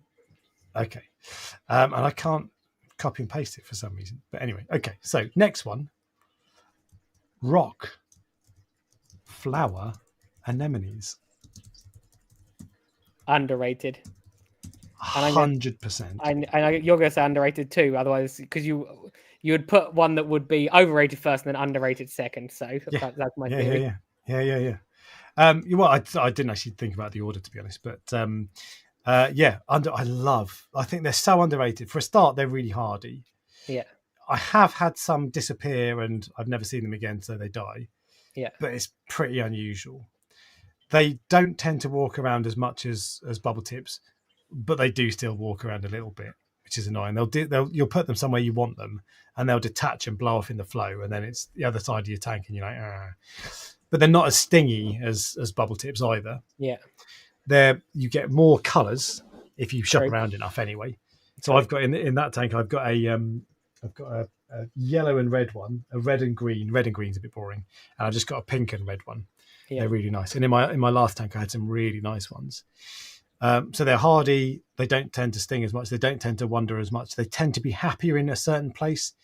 They don't need mega light. Mine tend to settle at the bottom of the tank. I don't think I've ever had one settle at the top of the tank, so they're happy in low light. And if you get a porcelain crab, I went looking for a porcelain crab today, an anemone crab with the nets for hands. Oh yeah. The filter feeders. they will live in the rock flower anemone. Annoyingly, weirdly, or not annoyingly, weirdly, what I find is that my porcelain crabs, and I've had a few of them with rock flower anemones, they don't. I want them to sit on the rock flower anemone because that's the most pleasing aesthetic for me. But what I find they do is they sit underneath it like it's like a duvet cover, and it's like, what are you doing? But and they do that with bubble tip anemones as well. Well, you make sure when you go to the shop and buy one, you explain to them exactly what you're looking for. You don't want one of these duvet cover ones. You want one that will, that will sit on the front. And if it doesn't sit on the front, I'm bringing it back. Exactly. Well, we were both right in inverted commas on that because 72% think that they're underrated, but rock flower anemones. Okay, next up. This is one from your list, Ryan. And there are some people that commented on the Facebook group with suggestions. They're in this list as well. Next up is gold torches, Ryan. Gold torches. I think they're vastly overrated. Not when I say gold torches, I mean like the really, really expensive, like 400, 500 pound ones. I'm not talking about like the 80, 90, 100 pound dragon souls that you get these days. I'm talking about those real premium ones. Yeah, they are vastly overrated. You can put it in your tank and it can die the next day. Overrated, the ones like the thumbnail for this video, which is a Holy Grail torch. Yeah, basically, I think people spend far. Torches are one of the things that people want me to have all the time. I'm just I don't get it. Like, if you want something that's wavy, get a bubble tip, not a bubble tip, a frog spawn or a hammer. Yeah. You don't need this 500 pound torch coral. And as I said, they're very risky, like especially for beginners. Although beginners generally don't buy them. I completely agree. I count them as overrated as well. Some of them, like the one on the one on the thumbnail for this video, that is one of my favorite corals. It's beautiful. It's absolutely stunning. But there are so many that are really expensive, and you're like, it's all right. And they're expensive because they're a gold torch. And they're not really gold. They're normally green. They're new brands of them come out all the time. There's exactly. Or like fake Holy Grail, reverse Holy Grail. Yes, that's exactly what I mean. That's exactly what I mean. And because you put that name to them, it makes them like higher value. And gold torch, fake reverse Holy Grail gold torch, toxic reverse Holy Grail gold torch. there are some torches which are nice and they're not crazy expensive. As I said, I really like Dragon Soul and I really like the New York Knicks ones. And I pretty regularly have those in because I'm comfortable with having those in. But if someone wants a 500 pound torch, I'm not getting that in on the possibility someone's going to walk in, because the chances are that I could have that for months. Have you? Do you the ones you have? Do you grow them? Do you ever have any that you grow? No, torches are really, really easy to get. So I grow a lot of frog spawns and I grow a lot of hammers, all the time. But torches are really, really easy to get hold of, on import. I mean, to be fair, hammers are as well, and so are frog spawns. But torches are more. Let's put it this way: torches are more likely to die than to grow them than a hammer or a frog spawn is. So it comes down to the risk ratio for me. Yeah. Okay. Fair enough. It's a shame. I would like someone to have, and maybe someone does have a stock of homegrown torch corals in the UK, because there are some sure they do. Yeah. Let me know in the comments if you know somebody who does, because there are some like the LA Lakers or New York Knicks. I can't remember which one it is. There's one that I had. Yeah, that was really nice. And I've got a couple. I've got 2 torches, to be fair. Even though I talk about how much I hate them all the time, I'm a hypocrite. You've never seen a hypocrite before. Anyway, so there are a couple that I would like the New York Knicks, whatever it was you said, LA Lakers, whatever. There are some that I do like, but that name gets applied to everything, and it's like just different shades of 50 Shades of Beige, basically. I'm not saying it's not pretty. I'm saying it's not worth the price for it being a slightly different shade of green. Completely. You're saying it's overrated. Yeah. Which is what 85% of the population say. Next on the list, hammer corals. Underrated. Right answer. Why are they underrated? Because, well, I sell less hammer corals than the rest of them. So I sell the most. Like, torches sell the best, then frog spawns, then hammers. I don't know why it's in that order, because they're all similar to me as far as I'm concerned. But I just think people overlook them. I don't know. People overlook them because they're looking for a torch. Yeah, exactly. Yeah. That's the problem. I've started to get into hammers and other kind of euphilia, or I don't think some have been reclassified, so it might not be euphilia. Fimbria, yeah, exactly. But what you know what I mean? Hammers, frog spawns, octospawns, those sorts of things. I've started to get into more of them lately, and I think they are. And some of them are a bit drab. Some of them it'll be just green, and there are so many green corals in the hobby. Yeah, but they're really nice. I've got 3 next to each other at the moment. There's a yellow, a pink, and a green one, and they look really cool. And on the tank behind me, so I've got again. Oh, hang on, I've got a pink one, a green one, and a yellow one, and then I've just bought a frog spawn.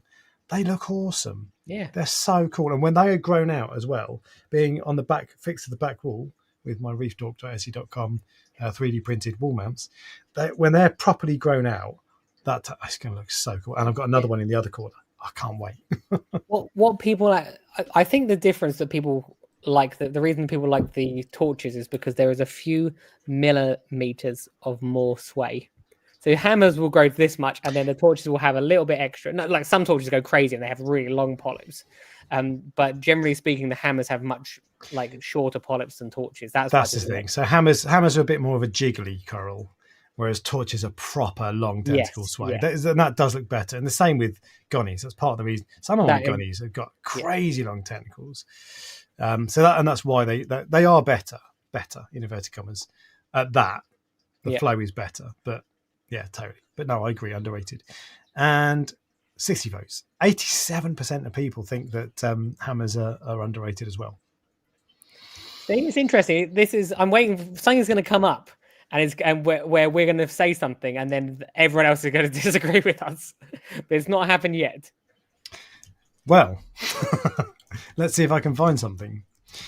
Next up then is, and let me just get this ready, underrated. I'm intrigued where this is going as well. It gets worse than this. It gets a lot worse than this, actually, in two corals' time. Goniopora. This is one where you want to say rated, but you're not allowed to. Yeah, I want to say rated. You're not allowed. I am going to say... I'm going to say overrated, because it's a similar thing has happened with the high-end torches. You can get some really, really nice cheap Gonioporas, but people want the really, really fancy ones. So it's a similar situation where it's become a phase. And so if it's anything which is a phase is usually overrated. So I'm going to go with overrated. I think I'm just about going to say overrated as well. Despite the fact that gonnies are one of my favourite corals, if not I totally agree. I really like chalices as well, to be fair. But gonnies I think they probably are overrated because some people go so crazy for them. Well, I do. Everybody goes so crazy for them. And they're particularly given they're quite fussy. I've still got gonnies that most of my gonnies are doing fine. I think I've roughly worked out how to keep them, but I've still got 2 gonnies at the moment that are they're pissed off and they're probably not going to make it. And I don't know why. The most overrated gonny is the glitter gonny. It is a green coral. You have loads of green corals. Why do you need another green coral? So that's the one. I got one of them and I gave it to you because I was like, it's just green. And then after I got rid of it, I was 6 months later, I was like, I kind of miss it. I think you were at the farm. I think you saw it again. I seem to. I did, and then you gave me a wreck of it. Yeah. Oh, I did give it back. I was fast. But I managed to kill it because did you? Because they're a fiddly coral. It was doing great for a while, and then it just went west. But okay. Oh, this is a close one. 50-50. I'm going to end the poll now. Well, that's because I think both of us wanted to say rated, didn't we? So it's like 50% overrated, 49% underrated. Hashtag YouTube maths. So yeah. All right. Next one then is, and we're getting. Oh yeah, I like this one. Pulsing Xenia. Vastly overrated by beginners. By beginners, it's vastly overrated. Every beginner person wants it until they realize what it is. Yeah, because it's awesome. So underrated. No. It's such an amazing coral, and everyone's like, it spreads and it takes over, which I say as well, and they're right. Yeah. But it's so cool. It's rated appropriately as a weed that no one wants. So I'm going to say... I love it so much. as I said, it's one of those things where like so many people want it. I'm just like, what are you doing? Fight, fight, fight. Hang on, it's I tried to start that poll, but it didn't work. Xenia, overrated, underrated. Is that how you spell underrated? Yes. Start poll. I've probably done it twice now. There we go. It's working. Yeah, I love it, but Xenia's so awesome. You probably shouldn't buy it ever. If you probably shouldn't buy it, then it's overrated. No, it's so underrated because it's such a stunning. It's like it's one of the few corals that you could just sit and watch endlessly, just pulsing away and swaying. It's got everything that a torch has got. It's got the swayiness, and it does a little pulse of its own. Oh, really? And it's like a twist pulse. And under blue lights, which most people have these days, it doesn't look like anything. Under white lights, it looks nice, but no. Would you have it in your tank? Oh no, God no! Must be joking. Would you recommend anyone else have it in their tank? Yeah, of course. Send me a picture. No. No. I wouldn't not recommend it, but I'd recommend it with caution. If someone wants, I literally don't recommend it all the time. Yeah, all the time. I'm like this. How big is your tank? Oh, it's over 2 foot. No, you can't have Xenia. Yeah, it's true. I'm going to end the poll. 55% overrated, 45% underrated, 44% has changed. Yeah, I just love Xenia though. It's just so awesome. But you're right. Yeah, it's hard to argue against it. All right, this is a good one. I'm not sure why I'm writing down all the things down. I think what I should be doing is write down the ones where we disagree on and I win. That's what we used to do. That was fun those days. No, that was boring because I lost. So that was brutal, wasn't it? It's like your ego 10 in a row. I was like, "This is my bloody Sunday. channel." Yeah, every Sunday your ego took a hit. Acropora. You're going to piss a lot of people off, Ryan. I can already see what you're thinking. Overrated. Yeah, I agree. Overrated. But ask me in a year's time. It's funny because Gary McCall just said Ryan's doing market research. That is exactly what I'm doing. That is literally like. You're writing down what people want. I'm interested. It's interesting. So it's interesting to see people's view on things. So if people are saying that like I should get more torch corals or whatever, then or maybe I should stick with my rule of only ever having like 5 at a time or whatever. So okay. Just quickly, if you're enjoying this video, press the like button. Yeah, press the like button. We don't ask that very often, but we're gonna. Like, Alex was too nice. I'm gonna demand that you press the like button. Press it, or you can stop watching and never come back. 1 second. I'm gonna press it. I don't know. I don't ever have a choice to press it. Hell. There you go. There you go. Done. I'm number 42.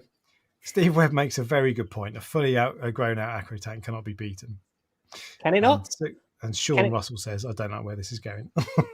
Can it not be beaten? Because if you have a full-grown Acropora tank or a full-grown like torches and hammers and gonnies or mixed reef, most people who are uneducated would look at the sway one and prefer it, definitely. You're saying stupid people like LPS, right? No, what I'm saying is that you have to appreciate an Acropora tank, you have to know how difficult it is to do. I don't know. Yorkshire Reefer did a video recently with a lady in Germany called Maria, maybe? I think, I saw it. That tank is nice. that is the hands down the nicest SPS tank I've ever seen. Yeah, and it was amazing. And some of Coral Euphoria's tanks, they're just man, they are beautiful. Yeah. But I agree. I've said overrated because they're a pain in the arse actually. And if they're done right, they can be spectacular. If they're done wrong, they can just be a bit like. Yeah, I know what you mean. As I said, visually for people, visually, I think if you just got a video of 2 tanks and said which one of these do you like more, people are more likely to go, I prefer the one that has all the sway stuff in it than the one that Pulsing Xenia. Yeah, not that. Yeah. Not that. I'm going to end poll there. 70% of people think that acros are overrated. There you go. It didn't upset a load of people. I might upset a specific few people, but not upset not 30% of people. Yeah. Yeah, true. But yeah, I love acros, but I've got to fall in the overrated camp. I think that I'm going to be in the minority here.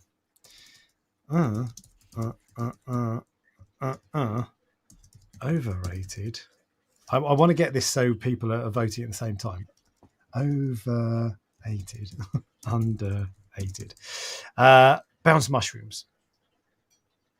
Ryan's taking a sip of his drink. Overrated. Oh my god! I thought you were going to say underrated. Really? No, I'm going to say overrated. Interesting. They were very, very they're very good for me because they're easy to frag and sell and things like that. But an 800-pound mushroom is like ridiculous. Right? Like, you can buy a car. I'd like a cheap car for 800 pounds. Yeah. But it's true. So, and it's the same. It's no different to like the king eye. The king eye is overrated. It's like if that fish, it's a nice fish, and it does has a touch, like a thing to it that's different to other like fish. But is it worth the price that people pay for them? It's a lot of money. Big Kahuna makes a good point. 300 quid for a mushroom with a melanoma. Yeah, they do look like polyps, as in like the sort of thing that you'd find on the inside of your rectum. Sorry if you're eating. Yeah. I think they're completely overrated. And actually, do you know what the poll? I'm going to the poll. 84% of people agree. I thought you would say they're underrated. No. And I thought I was going to be the only one who doesn't like them. What's interesting is it's another coral which was a phase, like a fad. Yeah. A fad coral. So I've never owned one, but I do actually still like some of them. Your Frankenstein, is it the green and pink one? Oh yeah, you saw one the other day, didn't you? That's actually quite. I saw that. I was like, actually, that is quite nice. But I wouldn't spend 800 quid on one. Sunkissed is my favourite because they're the most lucrative for me. 100% hands down. Okay. Yeah. Right, I've got so many of these to get through, and we've still got news and fish of the week. Look, I am willing to cancel news and fish of the week to keep doing this because this is way more fun. There's a couple of things in the news, but we'll postpone it to next week. There's one actually semi-important about antibiotics, but we'll do that next week. Okay. Overrated. Next one, Favia. Underrated. Massively underrated. So the corals go in fads. I think that Favia could be the next like big thing that people start to get obsessed by, because there are so I've got quite a few Favia, and actually I might even have more Favia than any other type of coral.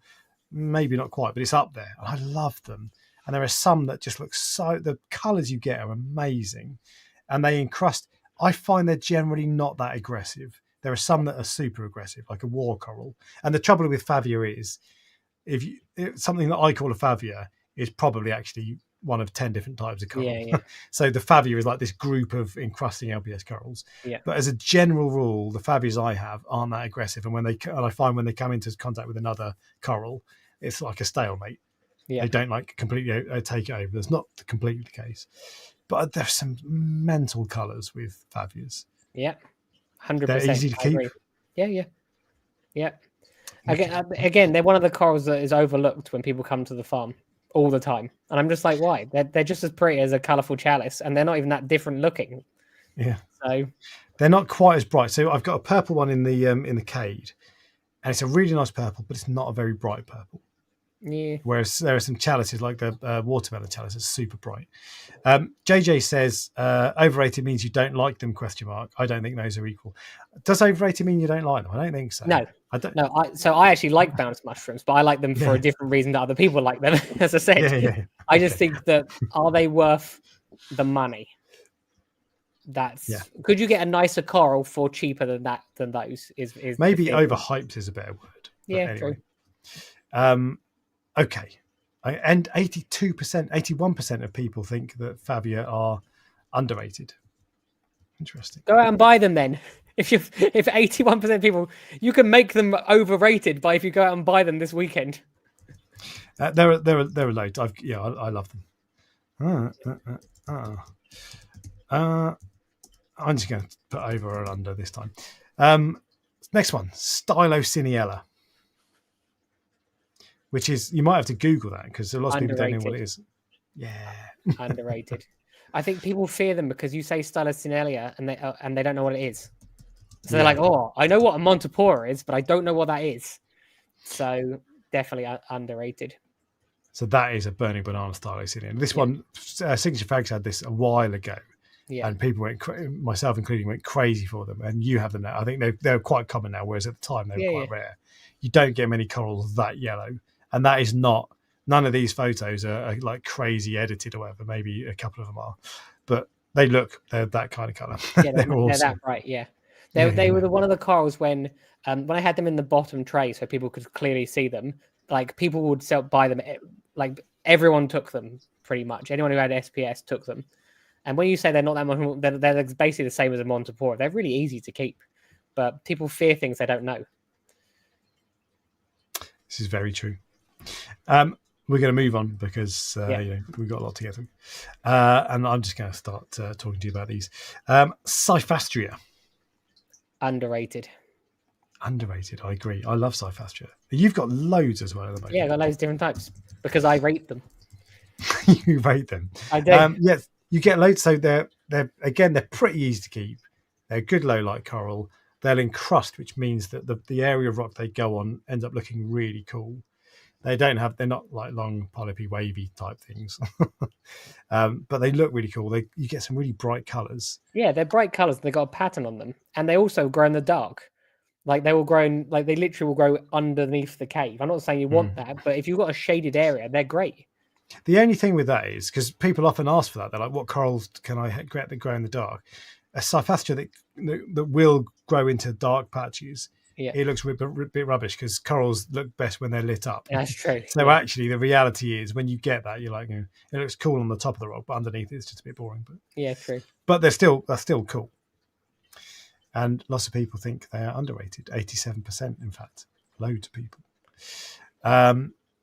Okay, next one on the list, and I've got. Why is that not letting me copy and paste it? There we go. Oh, hang on. I'm doing this because when you watch back, I'm copy and pasting it because when you watch back, you don't see the results of the thing. Yeah. This is one that you specifically asked for, Ryan, and that is the jelly bean chalice. Yeah, I think overrated. And the reason I say overrated is because when they're really, really small, they look amazing because they have all these rainbow colors on them. But the rainbow colors are the ones that are usually on the growth of the coral. You know how corals have like a growth ring? So the rainbow bit is the growth ring. So when they're small, they look amazing. But when they're big, they're usually just one block color with a really, really tiny rainbow rim around the outside. Not always, but most of them are like that. So I kind of want to cop out on this and say that like rated. I think they're overpriced. Well, that means overrated. Maybe it does, but I'm really reluctant to say they're overrated because I think they're stunning. I agree. I do agree, but again, they're an expensive coral. And are there other corals you could get cheaper for them? And as a frag, they look amazing. When they're massive, it's not the same. Yeah. I really like them. I'm a little bit reluctant. I'm going to say underrated. I think I'll lose this one. Let's have a look. I've just posted it. 82% overrated. You were right. Oh, I'm surprised. Next one. I've got every one so far. Schooling fish. So I'm talking chromis, antheas, maybe damselfish, some types of of cardinal fish, those sorts of things. Overrated because they never actually school. So if you're buying them for that reason, then you're not going to get what you're looking for. They're a pain in the arse because they peck at each other. They don't tightly shoal unless you shock the tank, and suddenly they will for 3 seconds. But they spread out all over the place. You'll find one that turns male and then everything goes pear-shaped. The antheas are tricky to feed. They're all tricky to feed. You got to feed quite a lot. They're so overrated. It's the coolest fish behavior in the world is schooling fish, shoaling all tightly together. But that's not how. Even back in my freshwater days, I'd see fish tightly shoaling in a tank in the shop, and I'd be like, "That's amazing, I want it." And you buy them and get them home, and suddenly they're in a nice spacious tank and they're relaxed and they spread out, and you're like, "No, I want you to be tight together. It looks cool." You also have to remember, schooling fish in the ocean have a lot more room, so they probably are having a similar behavior, but because the camera's so far out when you see them, they're probably an equal distance apart. Yeah, indeed. Did you notice really close though? Did you notice my video? I did a little poke at BRS when I said I did. Chromis and the grouper about the Chromis grouper tank. Yeah, I was going to be like burn. I pretty much put that in there for you to see. Yeah, that's good. I know. I noticed. I didn't comment on it. I was going to. We've got a million things to get through, and we're running out of time. So I'm going to skip a few things.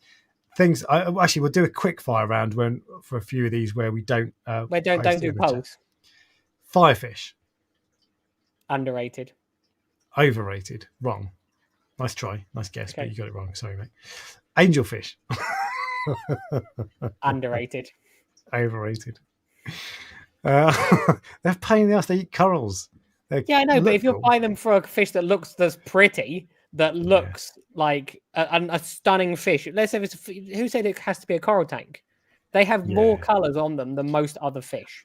I can't wait to see your tank when it's got them all in it. They are really cool. But I'm still saying overrated, partly because I think it will wind you up. Yeah. This was one that you wanted to do. Yellow tangs. That was because I think you should do a poll on this. I think this one should be a poll because this is like the signature fish of the hobby. So people were buying them when they were £25. People are still buying them when they're £300 or when they were £300. Were they worth that? So I think that they were underrated when they were £25, but overrated when they were £300. But maybe that's because I came from a time when they were cheaper. Scarcity is what put the price up for them. They became a premium fish because they were rare. Yeah. That's what it is. Whereas when they weren't rare, were they as rated? I think a lot of people still loved. That was always like I agree. Massively popular. A yellow tang or a purple tang, people wanted a purple tang. That was the fish. Like purple tangs were like the fish. If you were having a premium tang at the time, this was a long time. If you didn't have a lot of money, like I didn't, yeah. So, whereas all of a sudden a yellow tang is now twice the cost of a purple tang, and because you can't get them, people want them, want them more. So, a few things. So JJ said you could just go long. I think we probably will overrun a little bit today, but I don't want to overrun too long. Yeah, I'm fine. But anyway, Dan is an Aussie who says 1,500 Australian dollars. Oh my god! And Licia says, how much do they sell for these days? I couldn't actually tell you. 350 euros says bizarre. It's like the Wild West. You see them at like £180, I think, and you see them at like £400. It is just crazy. Yeah, okay. Well, so I think they're overrated as well. This was a close one, 60-40. I'm going to end the poll. And this was another one. I'm not going to put this to the poll, but gem tangs. Overrated. 100% overrated. Yeah, I think I'll probably agree, to be honest. Yeah, I think they're something that once you've got them and they've been there for a while, they don't feel like a special fish anymore. I think the king eye for me will always feel like a special fish because he's so different to other fish. Whereas my gem tang didn't feel special to me after I had it for a year. Yeah. So whereas I've actually had the king eye for nearly 2 years now, and I still feel like it's a special fish. You feel more strongly about that, but I agree. I think they probably are overrated because they're a bit pricey. But I think they're really cool. But the price of those has absolutely plummeted. They're nowhere near as pricey as they used to be. Yeah, overrated, but I want one. Says Beard Meats Reef. Gary Nicole said real tangs. Real tangs are awful. They're like the worst tag, like literally the worst. I would never ever get one. Anyway, we can continue. I don't like them just for loads of reasons. I don't like them. They're one of the tangs I like the least, only beaten by clown tang. Okay, next up, we're moving away from fish. Yeah. Aquarium controllers, like Neptune Apex and GHL and all that. Overrated. I think completely agree. Yeah, they're not. But you're like, no, exactly. Yeah, totally. I was thinking, look, they can help save your tank if you're out and they notify you and you can go back, which is great. But for most people, that isn't like, don't go out and run and buy one today if you think if you don't have one. There are so many times I see people say, "Oh, my aquarium controller saved my tank," and there are times when I'm sure that is true. Yeah. But most often when people say that, it's like, did it, or would you have actually noticed anyway? Because I don't know about you, but if my tank goes cold, I'm going to notice. It might take me a couple of days, but I'll notice. Yeah, because I'll see the temperature or whatever. And there are so many times where people say, "Oh, aquarium controller saved my tank." Same for alkalinity testers. Alkalinity testers saved my tank. It's like, did it really? because like your alg can get down to 4 and not cause any like wipeouts, as we've both experienced. Yeah. But yeah, overrated. They are overrated. Yeah. And everyone agrees, so that's a fact. There are no facts here normally, but that is one of the facts. And I'll run through a few as well to rattle on. Auto water changes. Overrated. Yeah, I agree. Yeah. So I'm a little bit more on the fence than you, because I used to love my Reflow auto water changer, but now I tried to set up the one with the Ecotech Versas, and it just didn't work for me. And actually now I've worked out how to do. I've come up with a process of how to do water changes really quickly on my main tank. Yeah. It's not that much effort. Yeah, that's the thing. If you can do it, if you can work an easy way of doing it, I would pick that over an automatic water change. Yeah. And they can get really expensive as well. I don't think they're worth big bucks. So I spent 400 quid on my 2 Versas. Yeah. And for a start, I can't get it to work properly. But even if I could, that's a lot of money to spend on auto water changes. Yeah. As I said, also, like, the more you interact with your tank, the better you'll enjoy a tank more. Even just cleaning the glass every day makes a difference for people. I promise you. If you don't like your tank at the moment, clean the glass every day and give it 2 weeks and you'll love it. Yeah, okay. 2 from the Facebook group, and I'm not the little Q&A thing. I don't think we're going to get to. Let me have an end Q&A now. I'll see if I can have a look at that. Oh, I can't. I don't know if I can see the results. Anyway, the 2 from the Facebook group: Copepod hotels.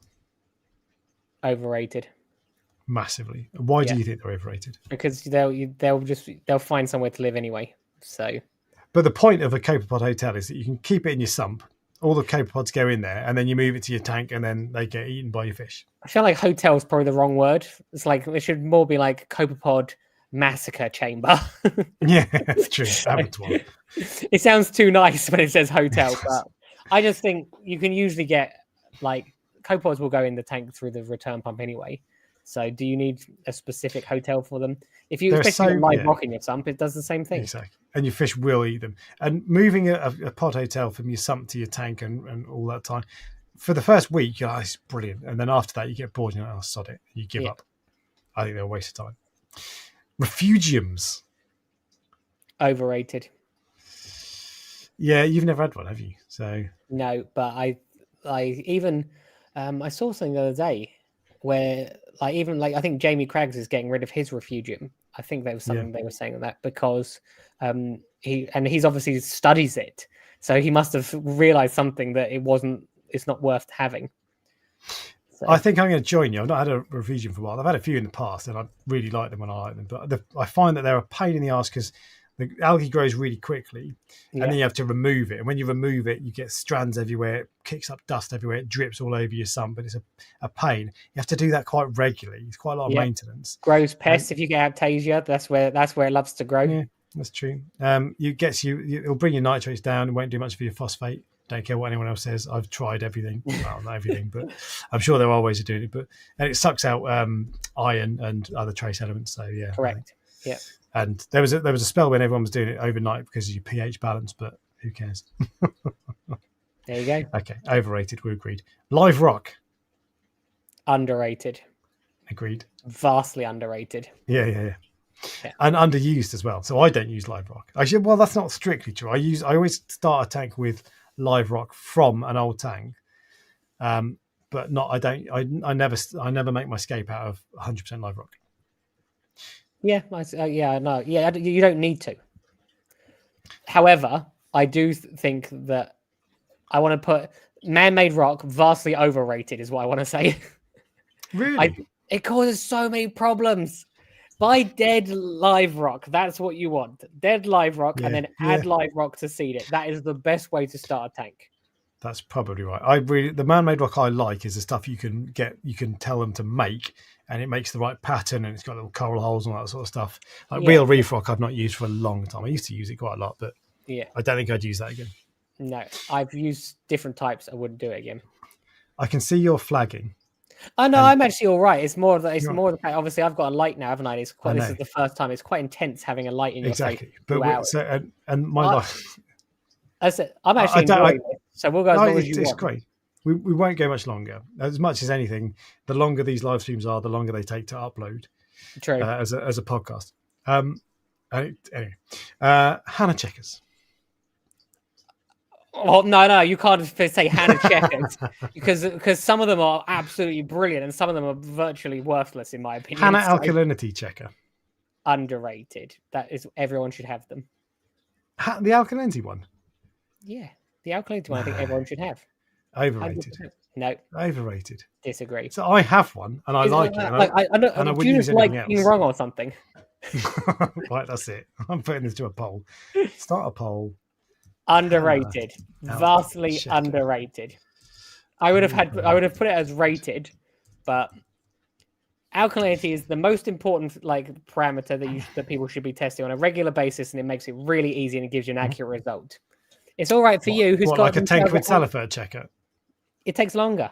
And you're doing seconds, this like 4 seconds longer. No. Yeah. Look at you and your high and mighty with your KH keeper that does it for you. But no. Hannah checkers are the most reliable, best thing for alkalinity as far as I'm concerned. So they're great, and I use them. But if you're going to buy a Hannah checker, they're quite expensive, and the alkalinity one is the one that doesn't really make much difference. A Salifert test kit is pretty much as quick, maybe 10 seconds slower. It's as accurate as it needs to be, and it costs 10 quid. It gives you a false sense of accuracy. That's what it does. So, when I'm not saying it's not accurate. If something gives you a number, you go, that's the number. It is 8.4.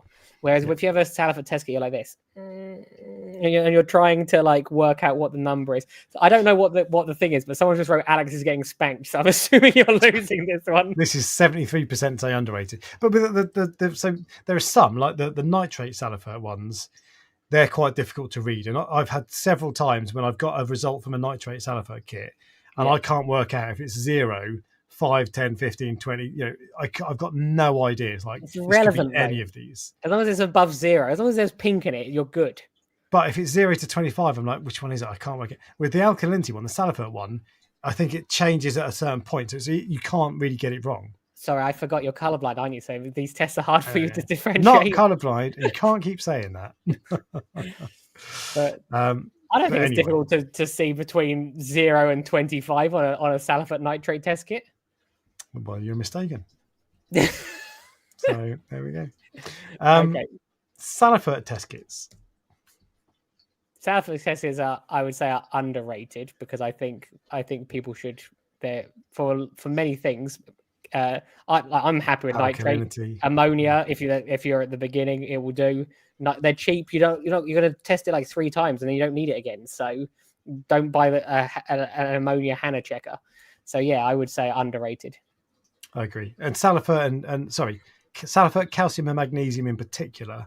Yes, I would prefer to have the Salifert. Well, I do prefer to have the Salifert test kits to the Hannah checkers for those. Agreed. I don't think the Hannah ones are terrible for those, but I think the Saliferts are a better choice. We're witnessing a domestic. Yeah. Hannah Alk reagent is rubbish. There you go. Big Kahuna knows what he's talking about. And JJ doesn't get why people don't like the Hannah calcium checker. Getting a number on the screen is worth a small effort. The only thing I don't like about it, the calcium one for me is I don't think I like it, but I almost do. But the thing I don't like about it is that you put the sample of salt water of tank water you put in is minuscule. Yep. And I've had sometimes where I've put it in and tested, and it says the result is 200 parts per million, and I'm like, well, that's wrong. Yeah, it's too. People find it too, including myself, find that it's too complicated. I think, especially if it's the first couple of times you're doing it. It's quite quick though, to be fair. I don't hate the calcium one. I just don't. I prefer the Salifert one, but I think that's second tier because of the top tier ones, nitrate and phosphate are really good, and then alkalinity is probably up there as well. Calcium is just below that. Yeah. So it's up there. I just don't quite like it personally. But I wouldn't say don't get it. Well, I probably would, but I wouldn't. If you were really, I encourage people not to get it, which Hannah won't like. But as I said, the Saliferts do for those. Okay. Quarantine. Putting a poll on this one. Oh, he's pausing. He's pausing. It's underrated. Ooh, because controversial. quarantine can be anything. It can be anything that's not putting a fish directly out of the tank and into your main display tank. It can literally be putting it in a box for 2 days. That's still a form of quarantine. So, absolutely extreme advanced quarantine, I think, is overrated. And it's interesting because that's what Brian at TMC said. They like putting the fish through all these harsh treatments is not necessarily the best thing for them. So I think the extreme end is overrated, but I think it's underrated that more people should be doing the bare minimum. And that's probably right. In my current state, I'm going to say overrated. This is just a current state of mind because I've had issues with quarantine in the past, and you've had issues with quarantine. 100%. It's like, and it can be easy, but it can also be easy to get wrong. Yeah, and I think the issue with quarantine as well with the harsh treatments is you're taking a healthy fish and making it worse. And I don't like. I know the long term you're protecting all the other fish, but there's something that I don't like about it. And I think also being a YouTuber where you have to show what you're doing, or you don't have to, but you're showing what you're doing. So if I wasn't a YouTuber and I killed a fish in quarantine, no one would know. If I kill a fish in quarantine, everyone knows. Yeah. And true. that's the it's like I don't know, that's one of the reasons it makes me feel not good. Yeah, it's very public what I do. So and it's similar with you. I'm going to move on to one that I know you're going to disagree with me on, and I know that the audience are going to agree with me on. Don't let me down. Okay. Nanotanks. I actually wrote them down as overrated. Really? Yeah. I did, yeah. I was one of the lists. I didn't mention it to you, but yeah, nanotanks overrated. Yeah, underrated. I said actually, if I was being honest, I'd say rated because everybody loves nanotanks, so it'd be crazy to say they're underrated. I literally hate them. They give people a false sense of security because they think it's easier, but it's not. There's loads of reasons. I know it's easier in a sense. Yes, I know. Like, I know what you're saying. It's easier because you can just do a wall change to fix your problem, but you're more likely to have a problem. Yeah, and you can't fix problems with certain fish because you can't put a tang in a nanotank. True, correct. Yeah. Policing. So what you're saying is it's overrated. I agree with you. Well, no, I'm going to end the poll now because it's getting too close. What happens is people have an opinion. The first people vote based on their opinion, and then I start like arguing my point, and they're like, "Actually, wait, let's change it." 53% say underrated, 46% say overrated. That's not what it says on the thing. Oh no, yeah, sorry, sorry, I misread that.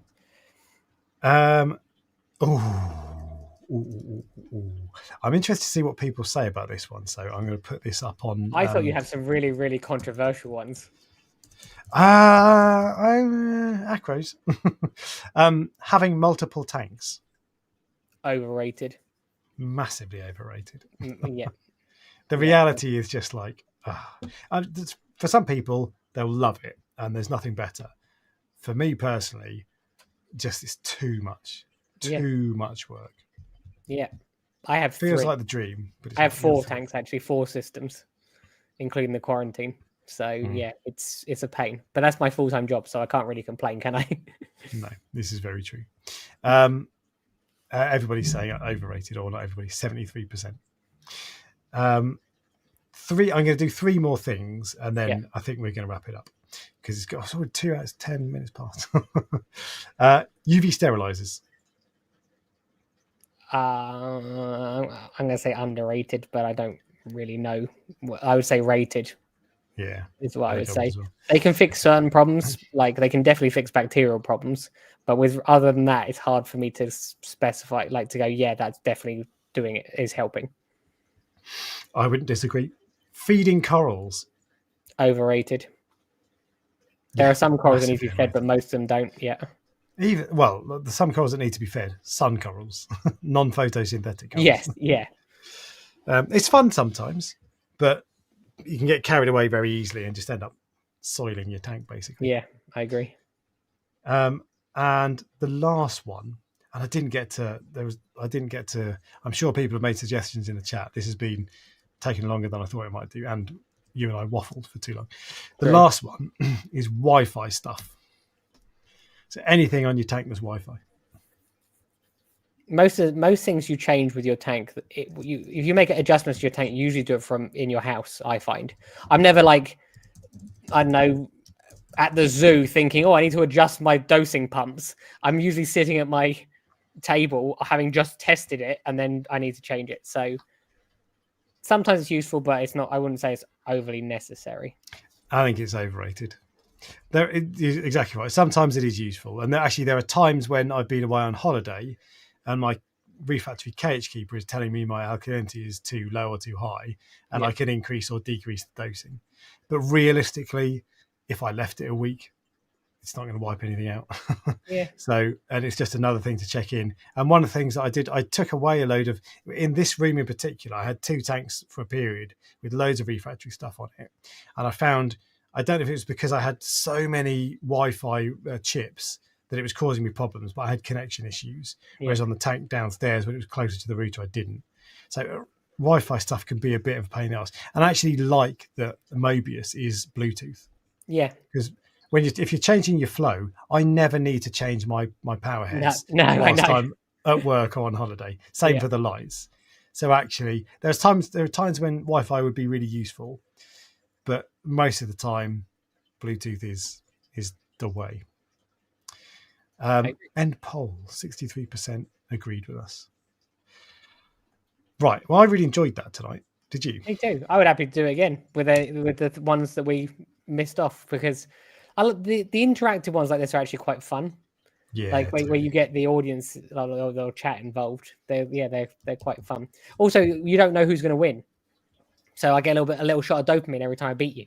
So I'm going away great, having a great time. You don't even know. Did you? I didn't even notice who won in inverted commas. Oh, it was definitely me. No, probably not, mate. No, I usually win these polls, don't I?